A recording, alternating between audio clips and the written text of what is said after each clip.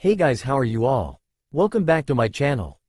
If you enjoy, then please like, share and do comments. The man sneered at the bloody whimpering mass under his foot, the people around him cheering with every stomp he gave it. "This is for my little brother, Demon," he yelled, giving it a hard kick. The force was enough to send the form sliding up under a light, where it was revealed to be a small blonde-haired boy. His name: Naruto Uzumaki. The reason for the beating: he made the mistake of going outside on October 10th, 5 years to the day of Kyuubi's attack on Konoha. Unfortunately, this was also his birthday. Several villagers caught him before he could find a hiding place, and now only one thought went through his young mind. Why? Kill it. That thing shouldn't have been allowed to live in the first place. Die, you filthy monster. Every shout was punctuated with another kick or stomp by others joining the original attacker. Why do they hate me? What did I do? He choked on a scream as a sharp blade was driven into him. "It's time to send you back to hell where you belong." "Why?" was all he could think before his world faded into darkness. "I see you have finally arrived, young one." A voice boomed in his ears, making him jump to his feet. "Who's there?" Naruto cried, thinking someone else had arrived to beat on him. He paled when he saw he wasn't in the village anymore. Instead, it was some kind of massive cavern with strange glowing pipes along the walls and ceiling. As he looked around, he realized he wasn't hurting anymore. He saw his bruises and cuts, even the bloodstains on his clothes were gone. "Where am I?" The voice chuckled. "Look behind you, Kit." He obeyed, only to find himself staring at a gate filling the entire cavern. Two large red eyes greeted him from behind the bars. A set of equally large fangs grinned at him. "So I meet my jailer at last." "Jailer?" The boy backed up a little. "You don't know about me, do you?" The eyes and teeth lowered down to Naruto until he could see they were attached to the head of a giant red fox. "They call me Kyuubi." Naruto began backing up even more. "Kyuubi? But they said you were dead. Reports of my demise were rather exaggerated." The fox responded, "I'm as alive as you are, more or less." Seeing the obvious confusion on the boy's face, he continued, "Unfortunately, me being in here is the reason those sorry excuses for mammals out there hold you in contempt. The fourth Hokage couldn't destroy me outright, so he sealed me inside a just-born baby. You were that baby. So, I am a monster." Naruto's voice began to crack, but it was cut off by Kyuubi. "You? Monster? Don't make me laugh, Kit. Did you volunteer to be the one I was sealed into? Did you even know you had a tailed beast locked away in you?" No. He may have been the nine-tailed fox, but even he found abusing a child disgusting. The only monsters are the ones ganging up on a 5-year-old boy at this moment. Naruto looked up at him. "I never did anything to make them hate me?" he asked, tears starting to run down his face. "No, Kit. The only crime you're committing, as far as they're concerned, is still being alive." The tears began to shift from sorrow to anger. Anger at being hated for something he never asked for. Anger at being the scapegoat. "I never did anything to them. I never did anything." Back in the real world, the group were getting ready to deliver the final blow. A woman crouched down with a kunai at his neck. "Die."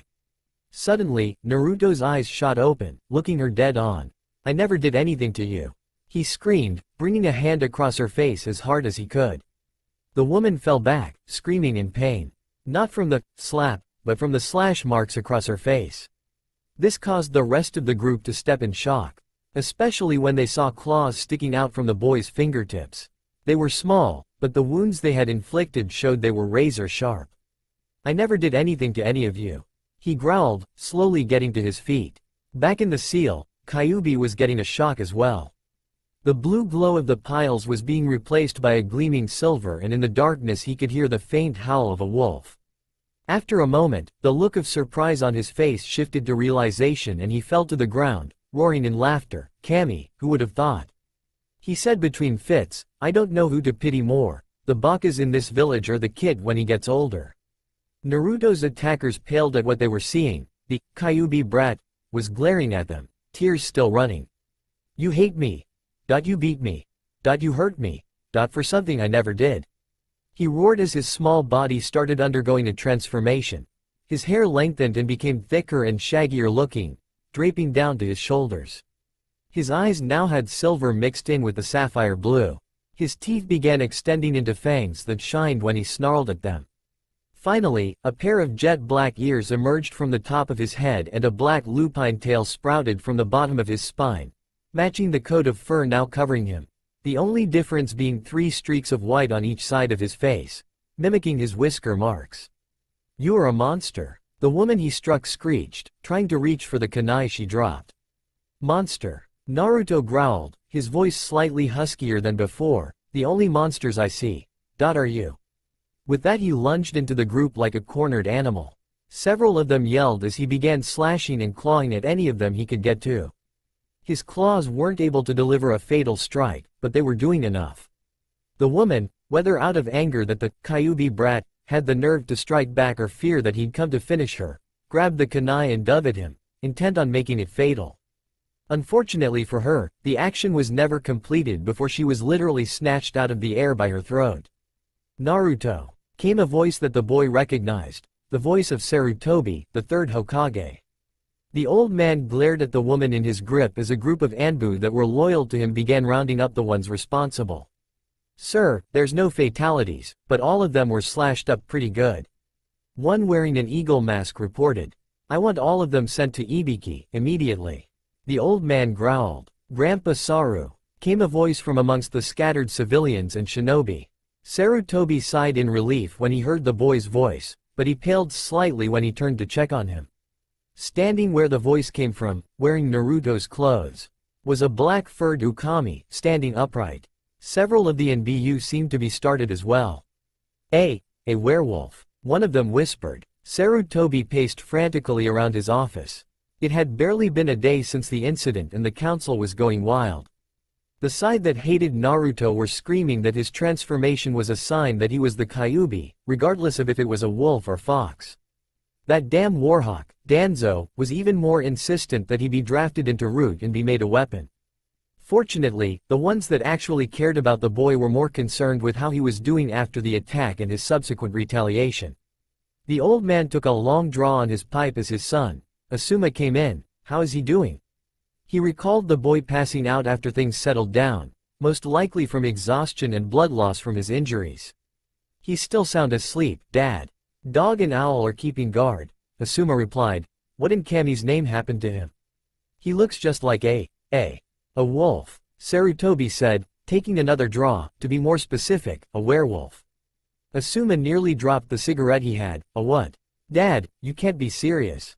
Those don't exist." "In this case, they do, Asuma. Technically, he takes it after his mother, Kushina." "Kushina? Wait, wasn't she Minato's girlfriend?" Asuma's eyes widened. "No way, no way." "Naruto's." Sarutobi nodded, "the son of the 4th homage, Minato Kamikaze and the werewolf, Kushina Yumiak. In a way, I guess you could call it a bloodline at this point since Naruto inherited it." Asuma's head was spinning from this. Wait. If Kushina-chan was a werewolf, how come we never saw her like that? Between the idea of being attacked because of it or that the council would have tried to make her act as a breeder, a bunch of werewolves for Danzo to play with. His eyes glinted with malice at the name. I can't blame her for not letting anyone know. To be honest, Minato was the only person in Konoha to ever see her fully transformed. But, if that's the case, then shouldn't he had turned back by now? Sarutobi whipped his head around towards his son. "What do you mean, by now?"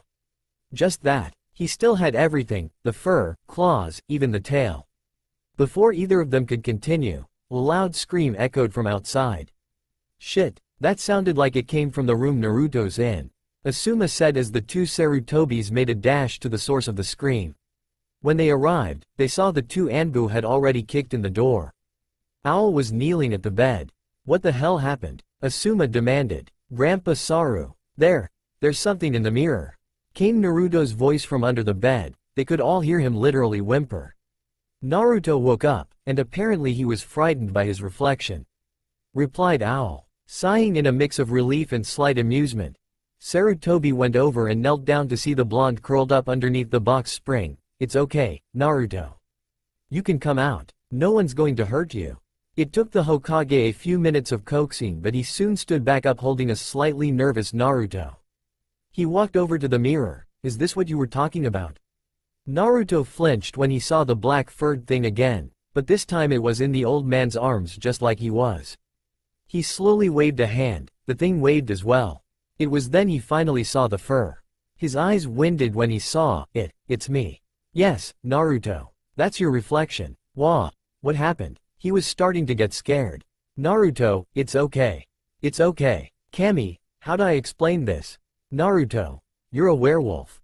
A wolf. Werewolf. It's basically a person who can transform into a wolf-like creature. In your case, it's something you inherited from your mother. My mom. How? Sarutobi sat down on the bed with him. I had prayed that I could have held off telling you this until you were old enough, Naruto. Your mother's name was Kushina Uzumaki.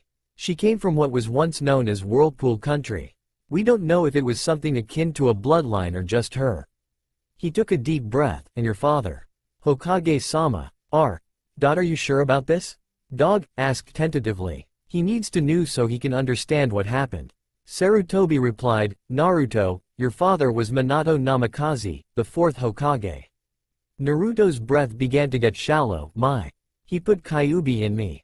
Asuma choked on his cigarette and Owl nearly knocked his mask off as he stood up. You know. How? Kyuubi told me. He also said I had nothing to do with what happened that day. He didn't seem happy then everyone blamed me for it. The Kyuubi. This makes things even more unusual. Sarutobi thought, honestly surprised that the fox actually seemed honorable. In a way, Naruto. He said, trying to calm the upset boy, Naruto, I know it feels like your father did it to you deliberately, but you must understand, sealing Kyuubi into you was his last resort and stopping him. It was the last thing he ever wanted to do. But, why me? He choked back a sob. Believe me, Naruto. Minato would have rather sealed Kyuubi in himself if he could, but his body wouldn't have been able to hold the fox for long. Only a newborn baby would have been able to adapt to it in time. Plus, do you think it would have been right for him to make someone else use their child? After a minute Naruto shook his head. I guess not. He soon found himself being hugged by the old man, Grandpa Saru. Yes, Naruto? How? How'd I take off the fur? Kyuubi's sweat dropped. Oh. Damn it, I knew there was something I forgot to tell the kid about. Sarutobi scratched his chin. I'm afraid I don't know how, Naruto. Kushina never let anyone but Minato see her in her transformed state. But, I don't know how I change. He whimpered. The Hokage began racking his braid for an idea. Okay. It's not much but at least for now. We'll just say you've woken a bloodline. In a way it's not too far off since you inherited it. If you start feeling uncomfortable about it in public, we can try to fix up a disguise for you. Okay, Naruto said, stifling a yawn. Asuma chuckled, gotta agree with him there. It's 3 in the morning. All right Naruto. Try and get some sleep. We'll work something out in the morning, okay? Okay. Night Grandpa Saru, Asuma. Naruto yawned again as Sarutobi tucked him in. As if the poor kid didn't have enough crap to put up with in life. Asuma muttered as he and his father left the two Anbu to resume guard duty over the boy. Naruto was soon sound asleep and back in front of Kyuubi's cage. There you are. The fox said, there's something I forgot to warn you about earlier, concerning your new talent. What? Do you know how I can turn back? The blonde asked hopefully. I'm afraid not. Actually, I didn't even know you were a werewolf until I saw that. He extended a claw through the bars and pointed behind Naruto. There stood a huge statue of a wolf on a pedestal, its head held high and taking an almost noble stance. What's that? Naruto cried out. That represents your inner wolf. The lycanthrope side of you. Lika what? Lycanthrope, a fancy name for werewolf. It appeared when you began transforming. Because of this, I have some good news and some bad news. What's the good news? Well, because you are a werewolf, things like your strength, agility, and speed will be increased. You'll have enhanced senses. Plus you'll heal faster. Of course, with me sealed in you, your natural healing and stamina are already amplified, plus the larger than normal chakra stores you're already acquiring. Yada. Naruto yipped, already starting to like what he's hearing. The bad news. Since you seem to have transformed by way of instinct instead of willingly, I have absolutely no idea how you can change back. Naruto had only one thing to say in reaction. Na-ni-ee. Asuma darted from tree to tree, making sure he stayed as silent as possible. He knew his quarry was nearby, and probably knew he was close as well. Suddenly a rustle of leaves caught his attention and he made a beeline toward the sound. Within seconds, he was diving headlong into a bush, a yelp of surprise accompanying the action. "Ha, gotcha. Tag, you're it, Naruto." He smirked at the wolf boy. Naruto pouted under the hooded jacket he was wearing. "No fair." "How'd you find me?" The Hokage's son just laughed. "I'm a ninja, remember? RRRR. Just wait, till I'm old enough to go to the academy. I'll show you." Asuma couldn't help but chuckle. It had been over a month since Naruto's transformation, and he had gotten used to it rather well considering the boy now looked like a giant puppy. Given the abilities he said Kyuubi told him he would have, Asuma had a feeling he'd grow up to be someone not to be trifled with. "Hey, Asuma?" Naruto tugged his vest. "Can we get something to eat? I want to get something on my stomach before that scary girl finds me again." He gave a shiver at that. "Hey, okay, Naruto. But why do you still call he that? Have you thought maybe she just likes you?" "Asuma, Hana Inuzuka is scary. She tackles me every time she sees me. All because I had to go to that meeting with Grandpa Saru." Flashback. Naruto looked uneasy as he followed Sarutobi to the council room. The Hokage had warned him that although some of the council had nothing against him, a fair number weren't so agreeable. "Okay, Naruto. Just stick by me and stay calm. This'll only take a few minutes." The boy nodded and they went in. Inside, where it had been brimming with chatter, went deathly silent when they saw him. That is until a loud squeal of "kawaii" jolted all of them and Sume Inuzuka suddenly appeared beside Sarutobi, hugging and nuzzling a startled Naruto. "You didn't say he'd be so adorable, Sarutobi." Sume giggled as she held him. Every guy there sweat dropped, even the stoic Shibi Aburame. Sume-san. "It may be best if you set him down so we can resume," he said. She balked for a moment until a look from Sarutobi made her relent. "All right. Now, I've called this meet in light of certain events that happened last week." Sarutobi glanced at the council members who were giving Naruto death glares. "In light of this, it should be put down or given to Danzo-san so we can get some use out of it." A council member spat, making Naruto quickly hide behind the old man. Sarutobi gave a look to the two Anbu stationed at the door. "Take him to Ibiki." "Sarutobi, you can't be serious." Kaharu sputtered as the man was dragged off screaming. "I'm dead serious, Kaharu. I will not tolerate anyone like that in my council room." He took a second to calm down before continuing. "The main reason I brought Naruto here is to let you know what happened." Flashback end. He couldn't really understand much of what they were talking about, except the ones that didn't like him kept giving him really mean looks. The ones that didn't just looked his way ever now and then. Sume, however, felt the urge to introduce him to her 10-year-old daughter, Hana, who greeted him in exactly the same manner as her mother. Unfortunately, it soon became her way of saying hi to him whenever she spotted the young werewolf. Always calling him Puppy-kun didn't help in his mind.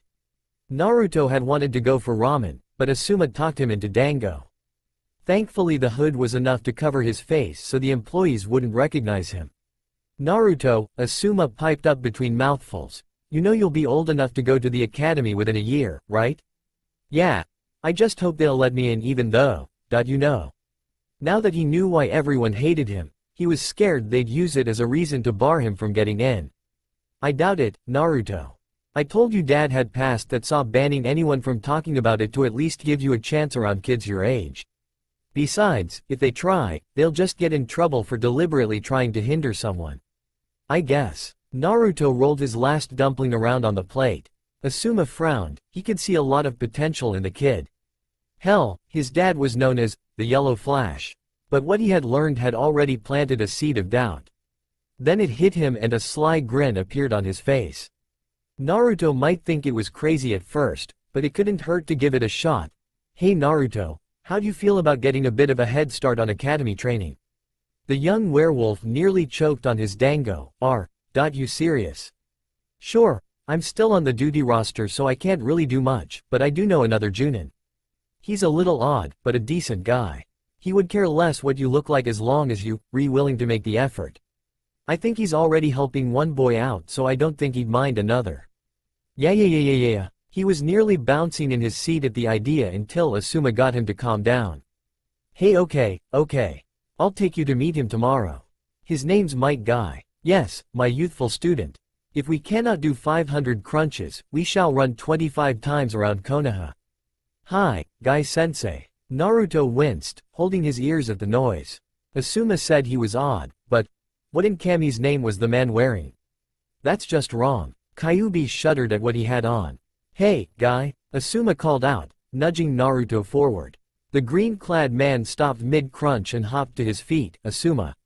What brings you here? And who is this? This is Naruto Uzumaki. He nudged Naruto over. Don't worry. He's okay. As he nudged, the hood of his jacket fell, giving both Guy and the boy training with him a full view of his furry face. Guy broke into laughter. Naruto cringed, thinking he was going to act like the council, or make fun, but it never came. Instead, Guy clapped a hand on his head. So this is the puppy I heard young Hana Inuzuka talking about with her mother. Why, he positively reeks of youthfulness. While Naruto attempted to process what the man just said, the other boy came over, giving him a curious look. He looked like he was a year older than him. Oh, yes, this is Rock Lee. Unfortunately, he has a chakra condition, so he is unable to perform any gen or ninjutsu. But we shall not let that hinder him. Why are you furry? Lee asked. Naruto looked up at Asuma. Should I tell them? That's up to you, kiddo. If you want it kept secret, that's your choice. Naruto gave it a moment before deciding honesty was better. I'm a werewolf. What's a werewolf? I can turn into one, kinda. Except, I don't know how to turn back. Not to worry, Naruto-kun. Guy boomed, you have my word as Konoha's green beast, your secret shall remain safe. Good. Now, I think you to get acquainted with them. With that, Asuma left Naruto with the bushy-eyebrowed duo. Crack, smash, crunch. The sounds of blows landing echoed in the early morning outside Konoha along with wood being broken. In a small clearing near the Hokage monument, 6-year-old Naruto Uzumaki and 7-year-old Rock Lee stood in the middle of a ring of makeshift training dummies. Some had been beaten on repeatedly. Sweating and trying to catch their breath, the two boys stood back to admire their handiwork. Boards lay cracked and splintered around them. Blood could be seen staining the points of impact as well as on their fists, showing the extent of their effort. Lee grinned. Yosh, we are improving, my friend. He said, giving Guy's nice guy pose, complete with tooth sparkle. Hey, yeah, we're getting there. Naruto couldn't help but chuckle at his friend. Lee just about idolized Konoha's taijutsu master, even to the point of dressing like the man. Of course, the man was ecstatic about having someone emulating him. The two had tried to get Naruto to try on one of the suits, but to their disappointment, and Naruto's relief, spandex turned out to be unbearably itchy for the little werewolf. That and Kyuubi's threat of giving him embarrassing nightmares for the rest of his life if he did wear it got him into a makeshift karate gi. I see my youthful students are up early, Guy said as he appeared in a swirl of leaves, making Lee stand at attention. Naruto, however, simply gave a nod of greeting. It had been close to a year since Naruto started training with the other boy and the two had become almost like brothers. At first Lee couldn't help but be curious about Naruto's condition, but he soon got over it and thought the abilities he had because of it could be fun to have. Thanks to the training and encouragement from Lee and Guy, Naruto was now more relaxed and confident, and thanks to Asuma, he learned to not really give a damn about what people thought of his appearance. The only except was his constant fear of being tackled by girls who, much to his chagrin, were drawn to his fur, ears, and tail. Hence his reason for staying out of town as much as possible. Thankfully his wolf side was at home. Lee, it's almost time for you to be at the academy.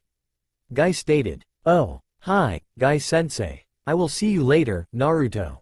He called out as he took off. Later, Lee, he replied before turning back and attacking the dummies again. Since Lee couldn't use anything aside from taijutsu, that was all Guy would teach so as not to show favoritism. He didn't mind, though. He'd be able to learn ninjutsu in class. Oi, Naruto. I almost forgot. Hokage-sama asked me to tell you that your first day starts next week. Hearing this, Naruto missed his target and fell over in a heap. Serious?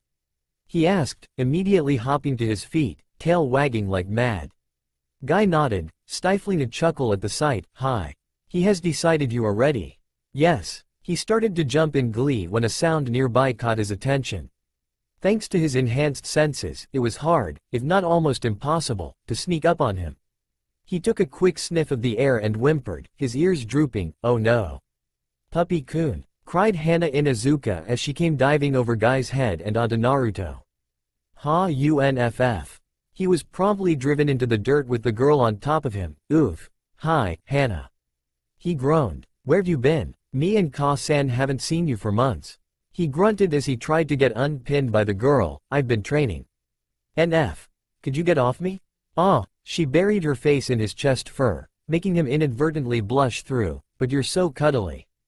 Guy finally gave in and doubled over in laughter at the boy's expression. The next few days went by relatively quiet, with the exception of Ayame Ichiraku constantly wanting to pet him or scratch his ears whenever he went for ramen. He was heading back to the training area after dinner at the Ichiraku stand when a loud commotion caught his attention. It seemed kind of late for a party as far as he knew. "Hey, Kyuubi, we're near the Hyugas, aren't we?" "Aye, Kit. It sounds like something really got the lot of them going. I say we check it out, just for the hell of it." He made his way to the Hyuga compound in time to see a man in full shinobi gear coming over the walls with a bag over his shoulder. It was shuffling a bit and he could hear what sounded like muffled crying and whimpers coming from inside. "Hey, with our own clan carrying your eyes, little girl, Kumo will be unstoppable." The man chuckled sinisterly. "What's he talking about, Kit? He's kidnapping one of the Hyuga children. And from the sound of things, they plan to make their own Hyugas, whether she wants to or not." "Say what? Don't you remember when you saw puppies at the Inuzukas and Sume told you where they were from? They want to use her for that same purpose." As soon as Kyuubi said that, Naruto finally realized what he was seeing. The girl was going to be used for babies against her will. In a flash, searing anger boiled up from inside him. The idea of someone doing something so detestable, so vile, and that they were doing it willingly caused him to bare his fangs in a primal snarl and let out a howl. Back in the seal, Kyuubi had the pleasure of seeing the statue suddenly come alight with what looked like chakra. "Let this trash taste my fury." It suddenly roared, making Kyuubi jump back a bit. "What in the nine hells just happened?" he asked, not expecting this at all. The kidnapper, a man Kumo had sent to be an emissary, felt like busting out laughing. The job had been so easy it was almost pathetic, and those Hyugas still hadn't found him. As soon as he was out of the village, the Byakugan would only make lightning more powerful. At least, that's what he had been thinking until a blood-chilling howl stopped him in his tracks. Even his captive went silent. What was that? He asked himself. His answer came in the form of a roar from above. He looked in time to see something silhouetted against the full moon and coming straight down on him. There was a flash of claws, his world went black and indescribable pain replaced it. The thing had slashed his eyes. "Ah!" the man screamed, dropping the bag as he clutched his face. Naruto, at the moment acting more on something besides himself, caught it and bit the rope holding it closed. "Whoever's in here smells really nice," he thought as he pulled the bag down. Kinda like a cinnamon stick. Inside was a girl no older than he was, bound and gagged. She had dark blue, almost black hair and pale lavender, pupilless eyes.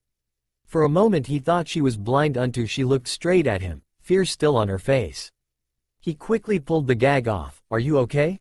he asked. She gave a shaky nod as he used his claws to cut her bindings. "Name's Naruto. Hinata," she replied in almost a whisper.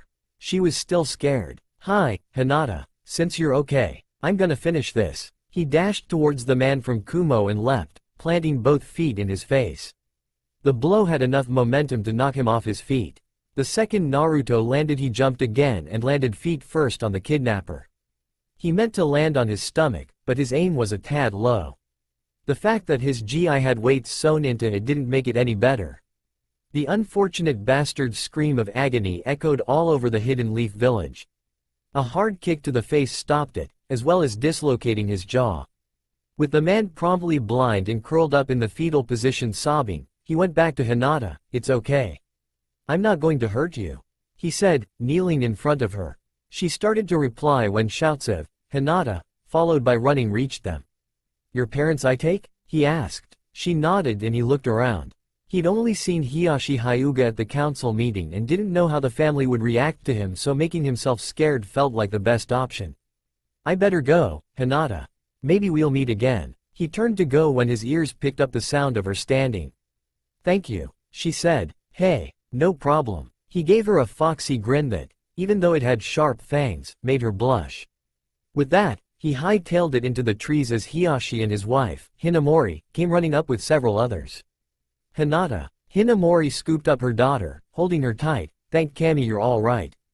Hiyashi-sama. Look, one of the other Hyugas held a lantern over the curled-up emissary from Kumo. Someone worked him over rather nicely. Search the area. Whoever stopped him couldn't have gotten far. I want to know saved my daughter. Move. As the others spread out, Hiyashi went over to his wife, Hinata. What happened? Naruto. Saved me. She replied, the blush still evident on her face.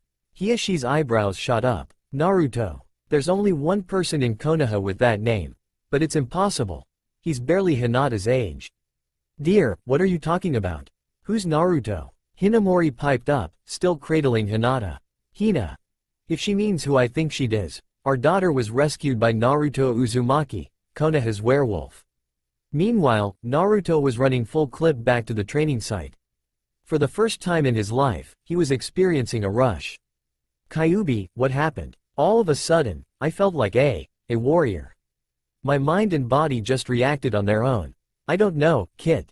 When you got angry after figuring out what was happening, the wolf statue in here suddenly started glowing. I think I may have an idea but I'll need to think on it. Right now, though, you need to get some sleep. You start the road towards becoming a shinobi in the next couple of days. Yeah, I could use a little shut-eye. He yawned, curling up beside a tree. Soon all that could be heard outside of the crickets was Naruto softly snoring. Back at the Hyuga compound, things were soon settling down. The Kumo emissary had been taken away and everyone began to relax a bit. Hinamori was still holding Hinata tightly. Naruto Uzumaki, thank you, she said as Hinata drifted off to sleep. Iruka Amino rapped his chalk against the blackboard. All right class, settle down. As he started going over the lesson, the door opened and a Junin entered. Sorry to disturb you, Iruka-san, but you have a new student. A newcomer? Well, it's not too late in the year for them to catch up. The Junin stepped aside and all sound vanished, save for Iruka dropping his chalk. The new student, a 4 feet 1 inch boy covered in black fur, with long, shaggy blonde hair, dog ears sticking up from the hair, and a furry tail poking out the back of his GI, looked at Iruka and the students. Yo, name's Naruto Uzumaki. Yo, name's Naruto Uzumaki. Silence overcame the classroom for what felt like an eternity. Iruka was a mix of nervousness at the Kyuubi container being in his class and wondering why the boy was so damn fuzzy. Several students were wondering the exact thing. His ears twitched a bit at the lack of sound. That did it. More than half the girls in the room let loose with a cry of ka-awa-ii. That rattled the windows and knocked every boy in range off their seats. Naruto, who had been hoping that he could have gone through without this happening, whimpered as he became the victim of a gang glomp. Iruka finally snapped out of his shock in time to try and fish the unfortunate boy out of the mass cuddle attack he was experiencing. Girls, get off him and get back to your seats. Let him up. After several minutes of prying arms off him and getting girls to stop burying their faces in his fur, Iruka helped a now shaky Naruto to his feet. Atta boy, Kit, Kyuubi yelled out in approval. Why do girls do that? He whimpered, seeing his attackers staring at him with hearts in their eyes as Iruka ushered them back to their seats. As he looked, he noticed the other half of the girls in class were giving him looks like he had just called them a filthy name. He shook it off and gave the rest of the class the once-over, letting his nose do some of the work. Thankfully, he had the foresight to train his senses as well. Judging from the appearance of some, he guessed they were kids of the shinobi heads in the council. One of his tacklers, a girl with almost platinum blonde hair, had the distinct aroma of flowers. He guessed she was a Yamanaka since he heard Inochi now worked as a florist. Beside her was a heavy-looking boy chowing down on a bag of potato chips and another one sound asleep at the desk. The big one had to be Akamichi and the sleeper's pineapple-like hairdo screamed Nara. In the back sat a boy with shades on who didn't seem to show much emotion. Naruto guessed he was an Aburame from the way he was acting. The pink-haired girl and boy sitting beside her he didn't know. The black-haired kid seemed like he was in a foul mood over something and just gave Naruto a look like he was sizing him up. Two people, however, he did recognize. One was a boy who smelled heavily of dog with marks on his cheeks just like Sume and Hana. Kiba Inuzuka. Naruto groaned inwardly. Kiba once heard Hana use her nickname for the young werewolf and broke into laughter over it before getting bopped. Another was a pale girl with lavender eyes and dark blue hair. This same one smelled of cinnamon. Naruto smiled a bit, not expecting to see her again so soon. "Hey, Hinata." He called out, his tail wagging a bit and causing another wave of squealing to rip through the room. Several girls whipped their heads in her direction, looking almost jealous at her being called by name. She simply stared at him wide-eyed, a heavy blush slowly creeping up on her face. She never really got to see who her rescuer looked like that night, so she had no idea. But she remembered his voice, and now she had been torn between her Hyuga dignity and tackling the furry boy herself. "Hello, Naruto," she said, fighting the urge to squeal at how cute she thought his ears and tail were. Yes." Iruka coughed after things calmed down enough for him to resume class. "Naruto, please take a seat." The boy nodded and made his way towards the desks when Iruka stopped him. "Naruto, why are you barefoot and are your clothes clinking?" "Huh? Oh, I don't wear footwear 'cause the claws on my feet get caught on the inside. Nearly tore one off last time I tried wearing shoes. As for my clothes, they have weights sewn into them. It was Guy-sensei's idea." Quote, "Wait. You've been training with Might Guy?" Iruka's eyebrows elevated, along with several boys. However, they were more interested in how he could carry that much without being winded, not really knowing who Guy was. The black-haired boy glared at him slightly. "Kinda. Mostly just getting me ready for when I got here." "Oh. Yes. Very well. Go ahead and take a seat." He started up the steps to a seat in the back when Kiba piped up, "So you finally got here, Puppy-kun." Kiba snickered. "Shut up, Rover," Naruto whispered back before continuing. He made it halfway up when an oddly enjoyable sensation suddenly shot through his tail. Looking behind, he saw a girl with pink hair nuzzling it, her arms wrapped around it as tightly as possible. "It's so soft," she cooed. "Sakura Haruno." Iruka started, "Put his tail down and get back to your seat." Over the next couple of weeks, Naruto soon got to know some of the students. Fortunately, he managed to pass off his lycanthropy as a bloodline. Choji Akamichi seemed delighted to find a fellow muncher in Naruto, whose wolf side gave him an impressive appetite. Shikimaru Nara spent most of his time asleep but still managed to keep up with the class. He and Choji were close friends. Shino was your typical Aburame, stoic, never talked unless he had something to say. When Naruto found out the clan all had insects living inside him, Shino seemed a tad surprised the fur-clad boy didn't seem creeped out or disgusted. "Dude, I have fur, wolf ears and a tail," was Naruto's only reaction to that discovery. Sasuke Uchiha was a different story. The boy would just sit there, brooding, every now and then looking at Naruto like he had something he coveted. The looks were borderline angry. Asuma had told him about the massacre of the Uchiha clan at the hands of Sasuke's older brother, Itachi. The boy had been traumatized by the event but seemed to be getting back to normal life. Naruto had made an attempt to make friends but only got Sasuke's back instead. He also learned of the Sasuke fangirls, several girls who thought the sun rose and set on him. It turned out the girl who were always glaring at him were doing so because they felt he was trying to show the boy up with his weighted clothes. It turned out they were the more hardcore ones. Sakura Haruno and Ino Yamanka, while two of the top members of the fan club, were still somewhat civil about it, although they would try to pounce his tail whenever it was near. Hinata, to Naruto's relief, was the exception.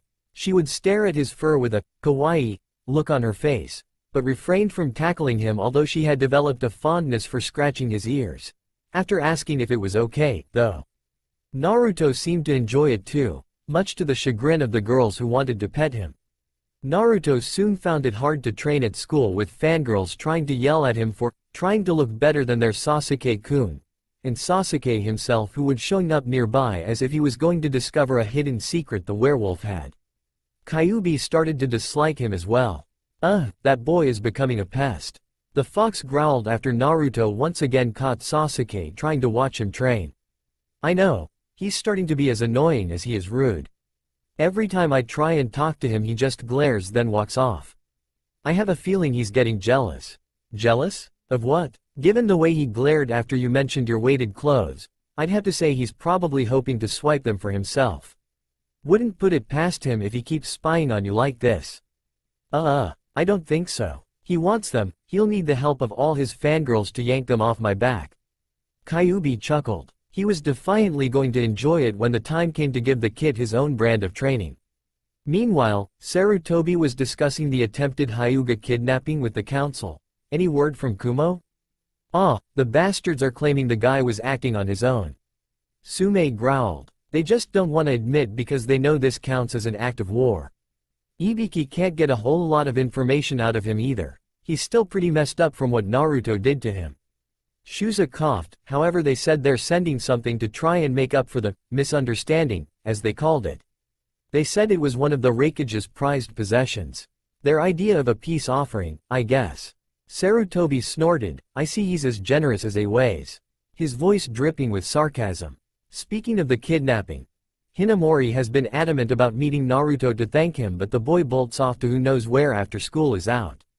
Hiyashi said, well, he doesn't really like being on the streets any more than he has to, so he can avoid being tackled by girls. Hiyashi scratched his chin. He recalled Hinata telling him about the poor boy getting dog piled on his first day. But he needed to get the boy to come or his wife would never let him hear the end of it. At the borders of fire and lightning, two Kumo Junin were making their way across. Both were heavily armed and carrying chains connected to a collar on a small girl between them. Her hands and feet were shackled too. Why the hell does Raikage-sama want us to take this thing to Konoha in the first place? One of the said, giving the girl a scathing glare. Who knows and who cares? Let's just hurry. The sooner we take it there, the sooner we can go back home.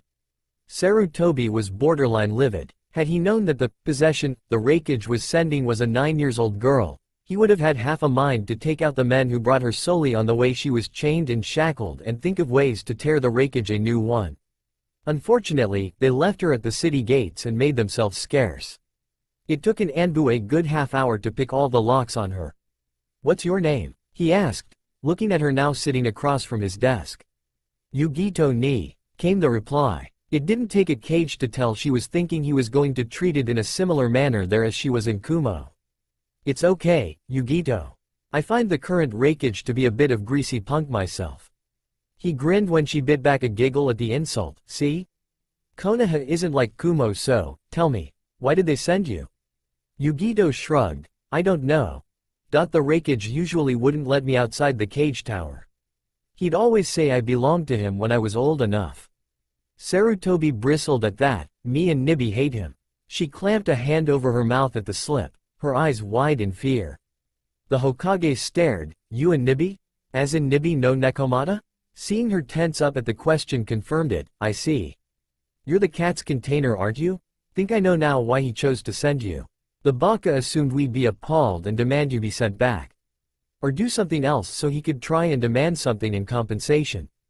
Yugito was still tensed up. What are you going to do? Oh, I'm thinking a nice, thank you, letter is order. He replied. It's time one of his plans came back to bite him. You aren't sending me back? Not unless you want to go back. The vigorous shaking of her head was his answer. Meanwhile, in her own seal, Nibi was sensing something that made her quiver. Nibi, are you okay? Yugito asked, picking up on her tenant's reaction. I just sensed his presence. Nibi purred. Kyuubi, he's near. Yugito blushed a tad at how the cat was acting, and the old man noticed.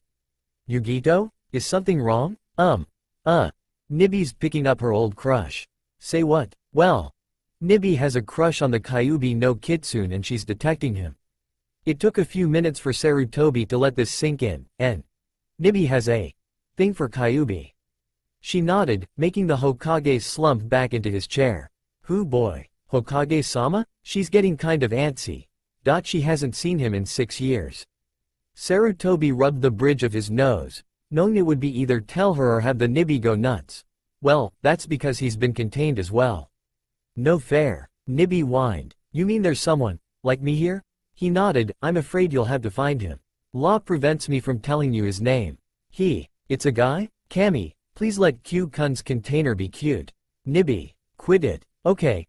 Everyone gather around for taijutsu practice. Iruka called out, motioning everyone towards the training ring. Naruto sighed when he spotted Sasuke glaring at him from the other side of the ring, again. He looked over at Kiba, this really getting tiresome. He just can't stand competition. The Inuzuka scoffed. Alright you two, pipe down. Iruka said, okay, these'll just be basic sparring matches. Taijutsu only. No weapons, nin or genjutsu, got it?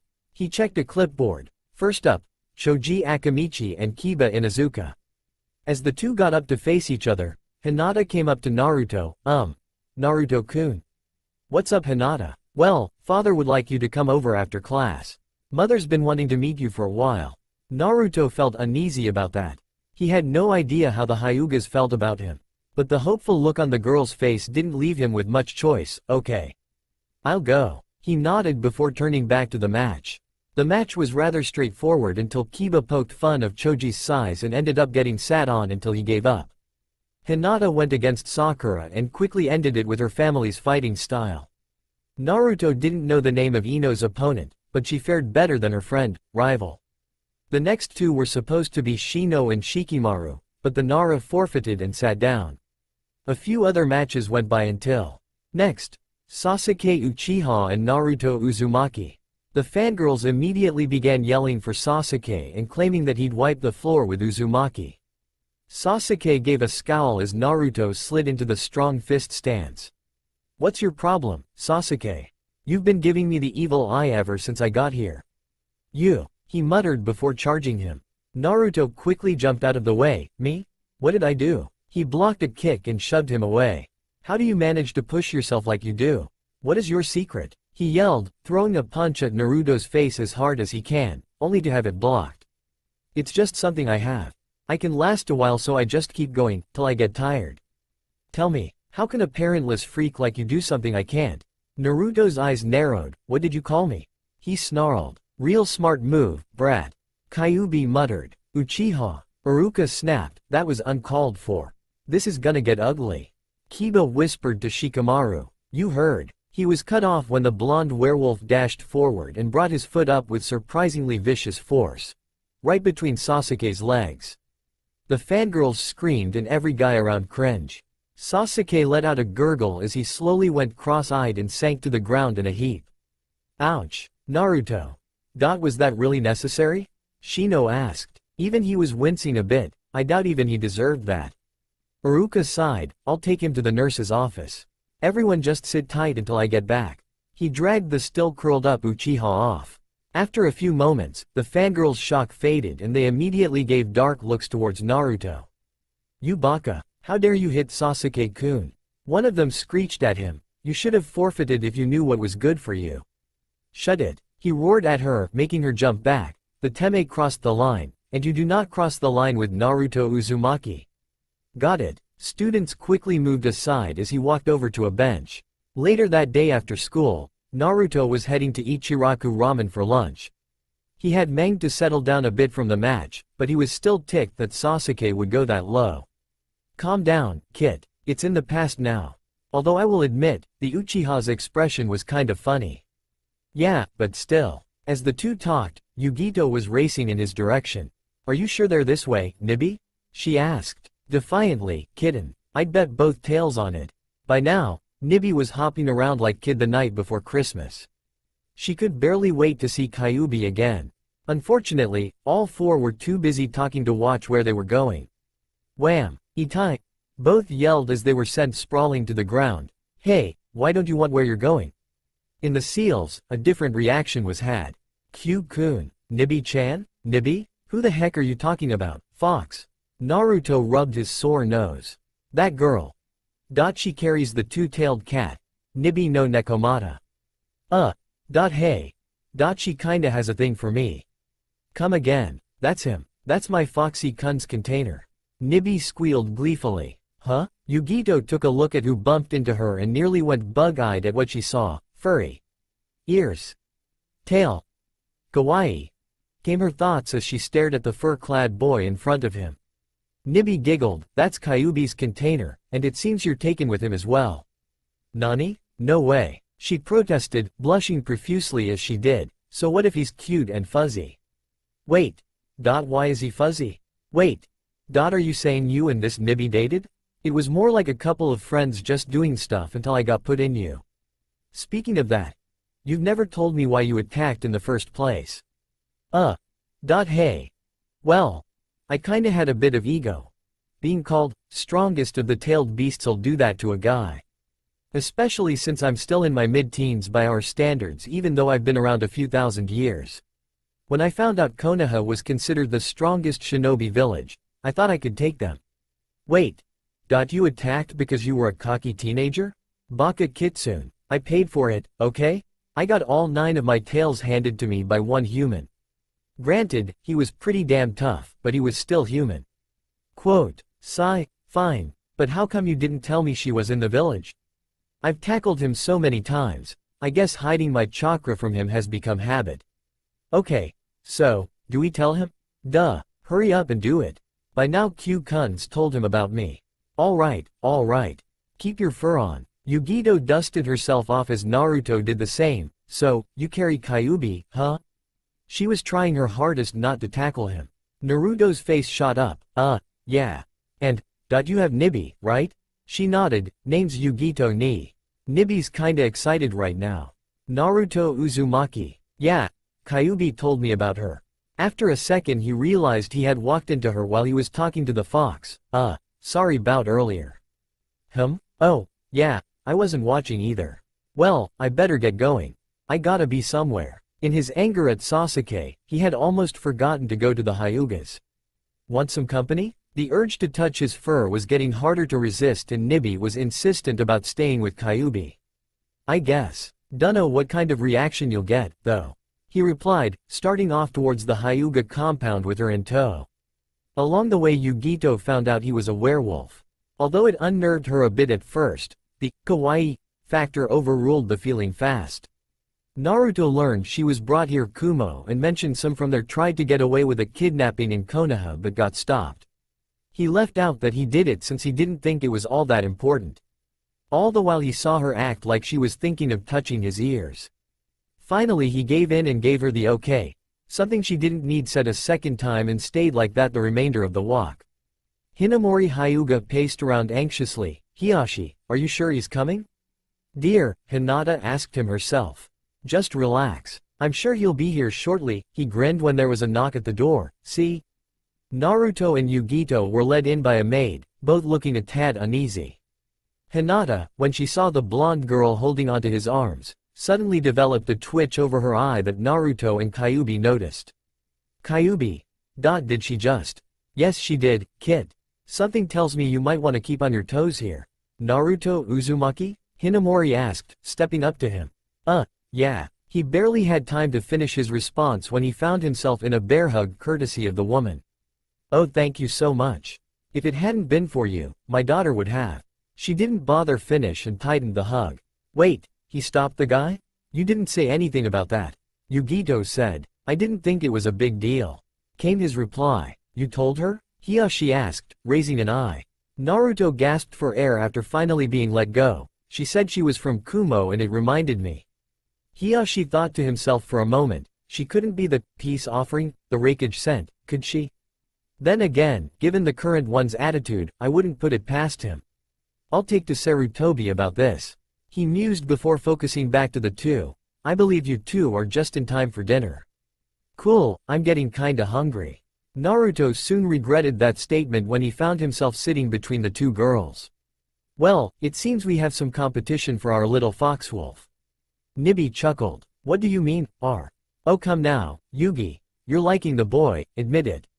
He carries a tailed beast like you, so it's safe to assume he's had the same treatment you did in Kumo. You have something in common in that regard. Though it looks like he's not letting it get to him.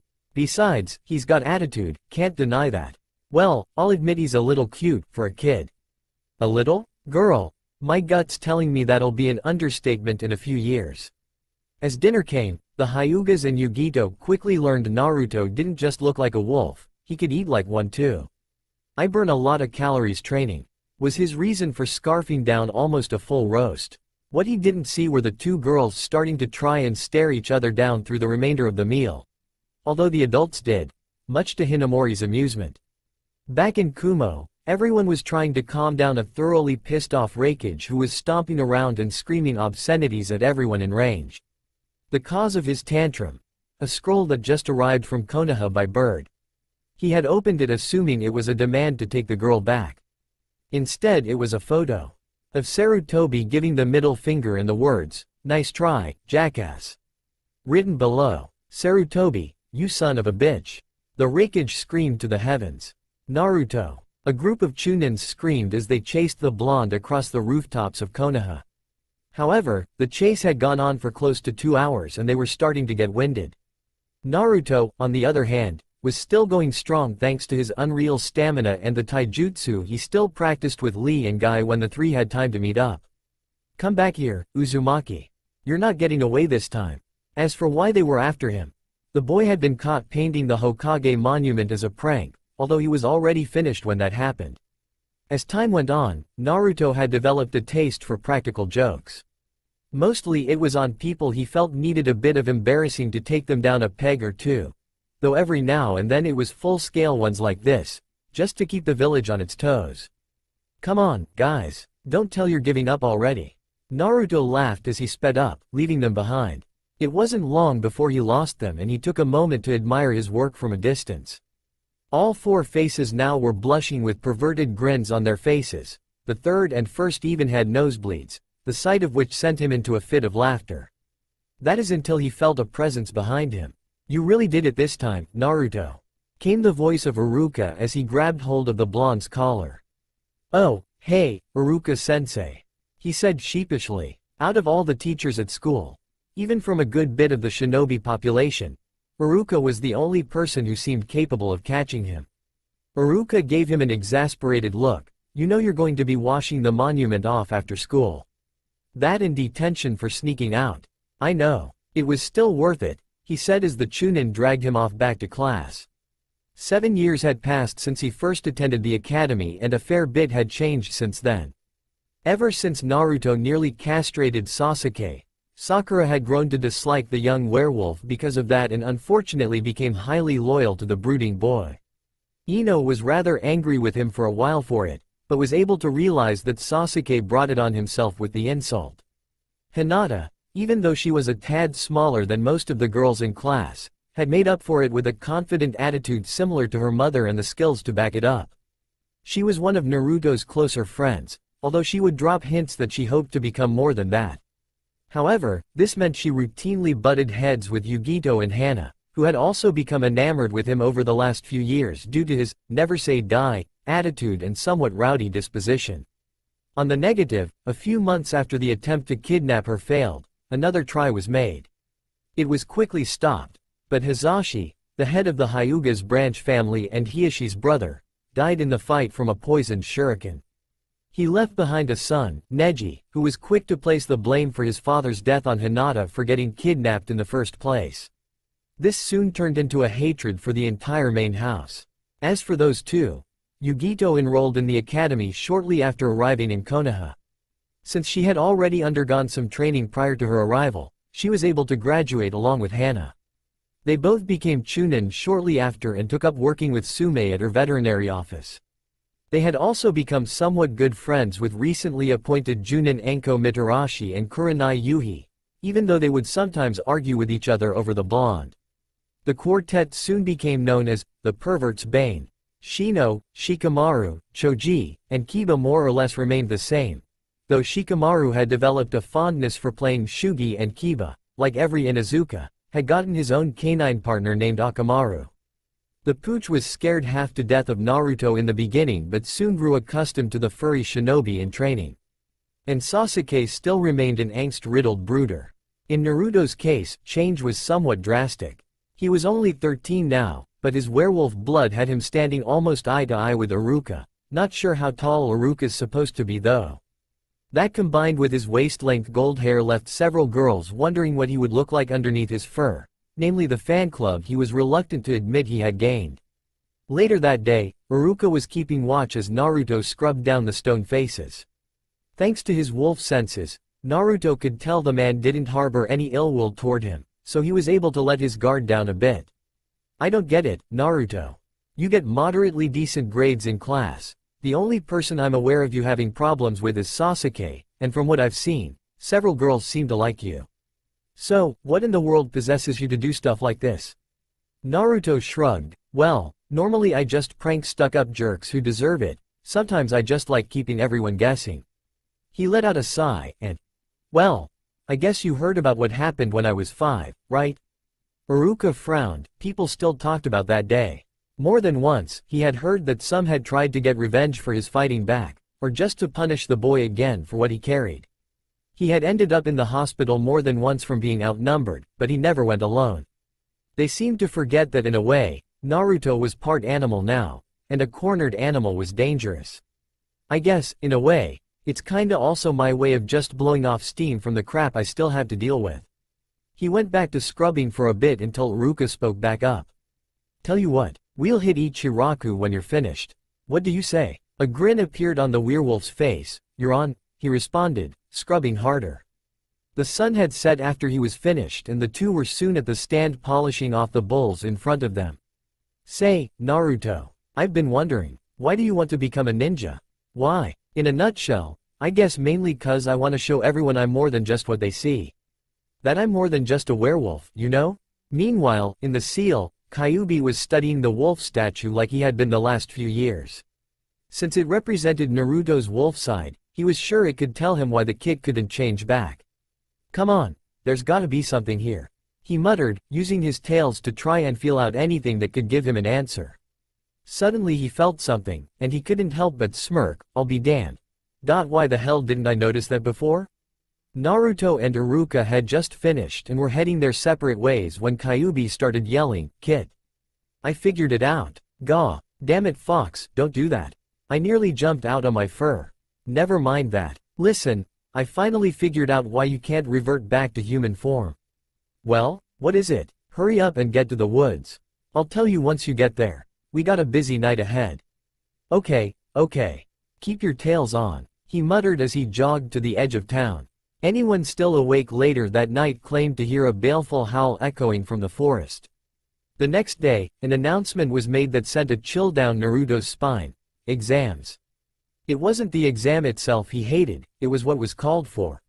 He had already failed twice before because the exam had them perform all 3 academy jutsus, including the clone jutsu. He hated that technique since he could never get it right regardless of how often he practiced. Kyuubi had warned him his higher than normal chakra reserves would require more control and thus make it harder to perform some jutsus, but he hadn't expected it to be just about impossible for such a basic one. The transformation and substitution jutsus took him nearly a year to get right, but he had yet to make a clone that didn't look like an anemic training dummy. This time it was worse because it was the finals. This one would decide who graduated. The students entered the back room one by one as Iruka called them. Naruto's sweat dropped when a smug-looking Sasuke came out to the cheers of his fangirls the moment they saw him with a headband on. The blonde was beginning to swear under his breath when he felt something settle on his cheek. A quick glance over revealed Hinata leaning over and giving him a quick peck. Good luck, Naruto-kun, she said, blushing brightly. He gave a silent thanks to Kami that his own was hidden by the fur. Thanks, Hina. Uzumaki, Naruto, came Iruka's voice from the door. Naruto took a deep breath and went in, ignoring the whispered jeers from the Uchiha's fan corner. His eyes narrowed slightly when they landed on the face of Mizuki, one of Iruka's fellow Chunin instructors. He acted friendly, but Kyuubi and Naruto's senses told him there was something about the man that wasn't to be trusted. At the moment, however, he would have to put that aside if he hoped to pass. Transforming and subbing went off without a hitch. When Mizuki asked him to create a clone, he did his best to relax and took a deep breath to clear his head. Okay, Naruto. 3rd time's the charm, right? Please let this work. Clone jutsu, he called out, enveloping himself in a cloud of smoke. When it cleared, he quickly looked over and blanched. His clone was bone white and laying in a heap like a rag doll. I'm sorry Naruto, but, you fail, came the most dreaded words the werewolf had ever heard from Iruka's mouth. When class let out, Naruto sat slumped against a tree in the schoolyard watching parents congratulate and fawn over their kids. Is that? Yeah, I heard he failed. Serves him right. Can you imagine if they made that a ninja? He glanced at the pair trash-talking him and bared his fangs in a snarl to shut them up. It was then he caught wind of someone in the tree above him. "You really want to become a shinobi, don't you, Naruto?" Mizuki piped up as he hopped down. "To put it mildly," came the reply. For a moment, Naruto swore he saw a malicious glint in the man's eyes. "Keep your eyes on this Teme, Kit. He's got something up his sleeve," growled Kyuubi. "I'm not really supposed to tell this to anyone, but there is another way for you to become a genin. Have you ever heard of the Forbidden Scroll? Iruka, quick, get up," a Junin yelled as he banged on the instructor's door, rousing the man from a peaceful nap. "It's Naruto, he's stolen the Forbidden Scroll." "Say what?" Iruka yelped. In the woods, Naruto located a clearing where he could take a breather and check the scroll out. He was surprised and slightly disappointed at how easy it had been for him to get in and take it. Granted, he had a pretty good sense of stealth from setting up all his pranks, but this was the Hokage Tower. He decided to tell the old man after he brought the scroll back. "You know there's something fishy as to why he would tell you and not everyone's little Prince Uchiha, right?" The fox commented, giving a disdainful sniff at the name. "I know, but if there is something in here that'll help me get Iruka-sensei to change his mind, then it won't be a total waste of time." With those words, he opened the scroll and looked at the first jutsu he saw, Shadow Clone Jutsu? "Aw man. Not clones again. I stink at that. Kit, wait, this'll be just right for you. What part of I stink at clones did you miss? Just trust me. I may be a fox, but I know a thing or two about shinobi arts." Naruto sighed. "Fine, but you better be right about this." Unbeknownst to him, however, Iruka was heading his way, and fast. "Naruto, what the hell were you thinking, swiping the Forbidden Scroll?" the Chunin yelled as he landed behind the boy. It took him a couple hours of searching, but he had managed to locate him before the other Chunins and Junins the Hokage had sent. "Oh, hey, Iruka-sensei. I see you caught me again." Naruto chuckled. He was sweating up a storm and had removed his shirt. What surprised Iruka was the boy wasn't acting like a caught thief. "I only had time to learn one jutsu from the scroll, but it should be enough to show I have what it takes to make genin, so you'll pass me." "All this time he's been studying? Wait, what you talking about?" Iruka asked, now confused. "Mizuki-sensei told me the jutsus in this scroll are a guaranteed graduation if you can just learn one," Naruto said, still catching his breath. Why would Mizuki tell? Iruka was cut from his thoughts by the familiar sound of shuriken whizzing through the air. He looked in time to see a giant one spinning towards them. "Naruto, look out," he yelled, diving in front of him. Naruto, on the other hand, saw it coming as well and yanked his teacher out of the way, letting the weapon bury itself in the ground. He frowned at the smell on it. "Mizuki, you little bastard. I had a feeling you were up to something. Guess this cinches it. Looks like he was just too big a chicken to try for it himself." "Impressive reflexes, Naruto," Mizuki called out from a nearby tree. He was clad in full combat gear and had a second shuriken strapped to his back. "Now be a good boy and give me that scroll." "Don't listen to him, Naruto. He just wanted me to get it for him?" The blonde deadpanned. "Yeah. I kinda guessed that after he threw that shuriken at me. To be honest, I never really did trust the guy very much." Iruka just stared. Then why?"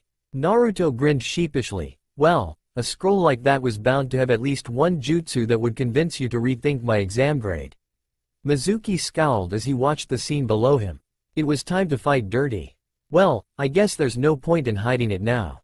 He smirked as the two looked his way. "You know why everyone hates you, Naruto? Why they all call you names and attack you?" The other Chunin paled. He knew what Mizuki was doing. "Stop, Mizuki. It's forbidden." The man ignored him and jumped down. "They say that the fourth Hokage destroyed the Kyuubi no Kitsune 13 years ago, but that's a lie. The beast couldn't be destroyed, so he sealed it away in a newborn baby." "Mizuki, don't. That baby was you, Naruto. You are the Kyuubi," he yelled gleefully, expecting the boy to react in shock or fear. Instead, all he received was a stare. And was the young werewolf's reaction. Both Mizuki and Iruka blinked at this. "What, and didn't you hear me? I just told you why you're hated. And I'm still waiting for you to get to the point." Naruto chuckled. "You turd, I've known about Kyuubi for years. Although, you're only half right. I carry the Kyuubi no Kitsune. There's a difference. And FYI, Mizuki-sensei. He doesn't like you all that much. Mizuki blanched. This wasn't what he had planned. The boy was supposed to go in denial, or let his anger get the best of him so it would convince Iruka to help kill him. And here's something interesting. Kyuubi's the one who found out why I can't go turn back from my werewolf state. Wait. The Kyuubi told you why? Iruka's head was starting to swim. Yep. Naruto's grin began to take a feral appearance. You see, it turns out that all this time, as he talked, both Chunins watched in a mix of horror and fascination as his body started to grow and become more muscular, the fur gradually becoming sleeker and thicker. His mouth began elongating into a muzzle. The silver in his eyes took over and made them both one solid color. His claws lengthened and his canines extended into fangs. All this time, I've only been transformed halfway. When he finished speaking, where Naruto was now stood a large bipedal wolf, its midnight black fur shimmering slightly in the moonlight, though it still carried the blonde mane. The creature stood nearly 7 feet tall with a pair of 3-inch long fangs jutting out from its mouth. Its solid silver eyes focused themselves on a shaking Mizuki. What's wrong, Mizuki-teme? Afraid of an academy student? It taunted as it cracked its knuckles, each one sporting a claw nearly an inch long on the fingertip. Naruto? Iruka stammered, barely believing what he was seeing. The wolf looked over its shoulder and gave a foxy grin that only Naruto Uzumaki could do. Hey, Iruka-sensei, you want to see the jutsu I learned from the scroll? He asked, cracking his knuckles and making a cross-shaped seal. Sure, Naruto. The Chunin replied, seeing how scared Mizuki was starting to look, and almost feeling bad for him. Shadow Clone Jutsu, he roared. In an instant, the clearing was filled with smoke that just as quickly faded to reveal over 100 wolf Narutos. Each one turned to face Mizuki and they all let out a chilling howl that even made Iruka shudder. They're solid. Naruto, he did it. He learned a Junin-level technique. Iruka thought as all 100 began advancing on the now panicking Mizuki. Before they could get him, though, his eyes rolled to the back of his head and he toppled over. Ah crud. That wasn't any fun. Naruto muttered as his clones vanished, leaving only the original and Iruka standing. The blonde shook his head and chuckled as he began shrinking, his fur and muzzle receding in front of the man. In a couple of minutes, the fur was completely gone. Naruto was human-looking once again.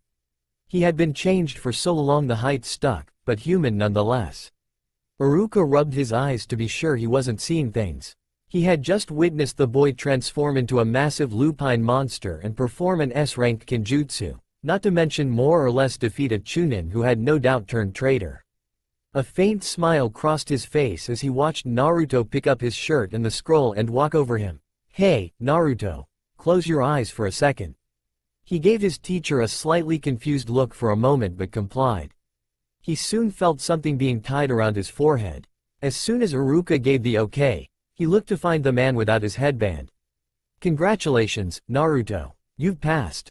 Seriously. Naruto's eyes widened and he put Iruka into a bear hug the moment he felt the band on his own head.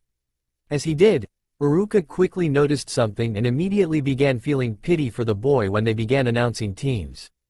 Kyuubi was simply biting onto one of his tails to keep from laughing at the thought.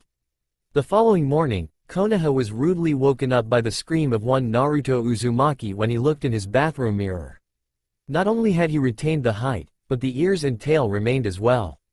Troublesome women, Shikamaru muttered as he watched Sakura and Ino try to muscle each other out of the doorway. He was more annoyed that their thundering interrupted a perfectly good nap. Get out of my way, Ino pig. I was here first, Sakura growled, trying her hardest to shove the other girl aside. In your dreams, forehead. Ino snapped back as she tried to give her an elbow. Before it made contact, however, someone piped up behind them with a voice that sent a chill down their spines, in a good way. As entertaining as this is, could you two let me by before all three of us end up late? They whirled around to see a tall young man standing with his hands in his pockets. The hooded trench coat he had on concealed his identity, but they could see a pair of gleaming silver blue eyes under the hood. They continued to stare until Iruka took hold of their shoulders. All right, you two. Inside, he said, leading them in, along with the hooded stranger. The second he entered, Hinata kicked on her Byakugan on reflex and went wide-eyed before clamping down hard on her nose.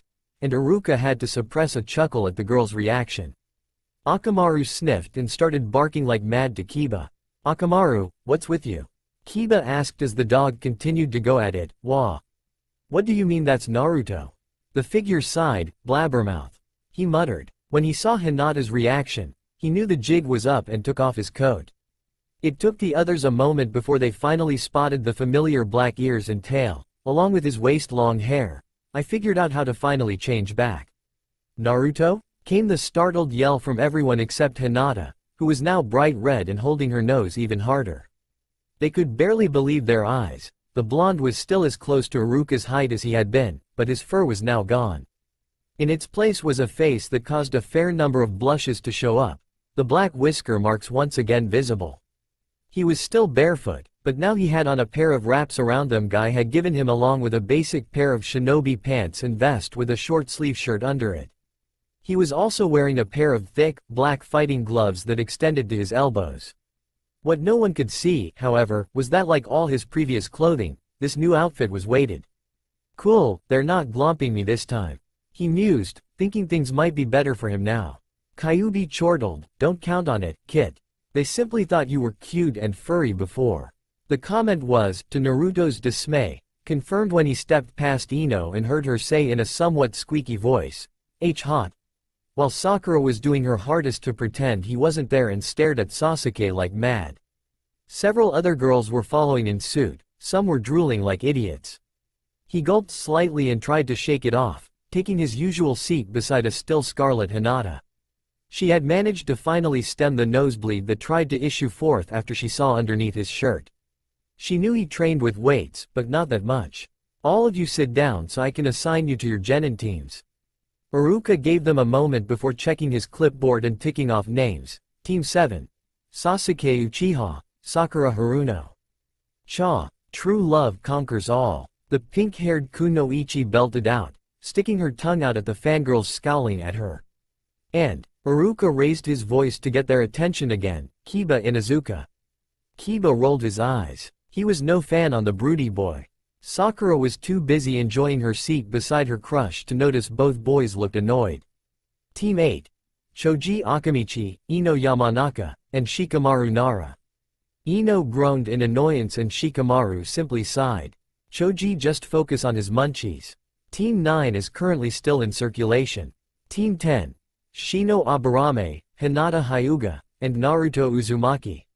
Shino merely nodded. Hinata, on the other hand, was fighting the urge to squeal in excitement at being teamed up with her own crush. Naruto was a mix of being glad he wasn't teamed up with Emo Boy, as he called Sasuke, and almost pitying Kiba. "Alright, that's everyone. Your instructors will be here momentarily. I want to wish you all luck with your new lives as Konoha Genins," Iruka said as he left the room. A few minutes later the Junins began arriving. Naruto was a little surprised to see Kurenai and Asuma were two of them. He hadn't expected either to become instructors. For a moment, he could have sworn Kurni went bug-eyed and blushed slightly when she looked his way. Hinata noticed and twitched slightly.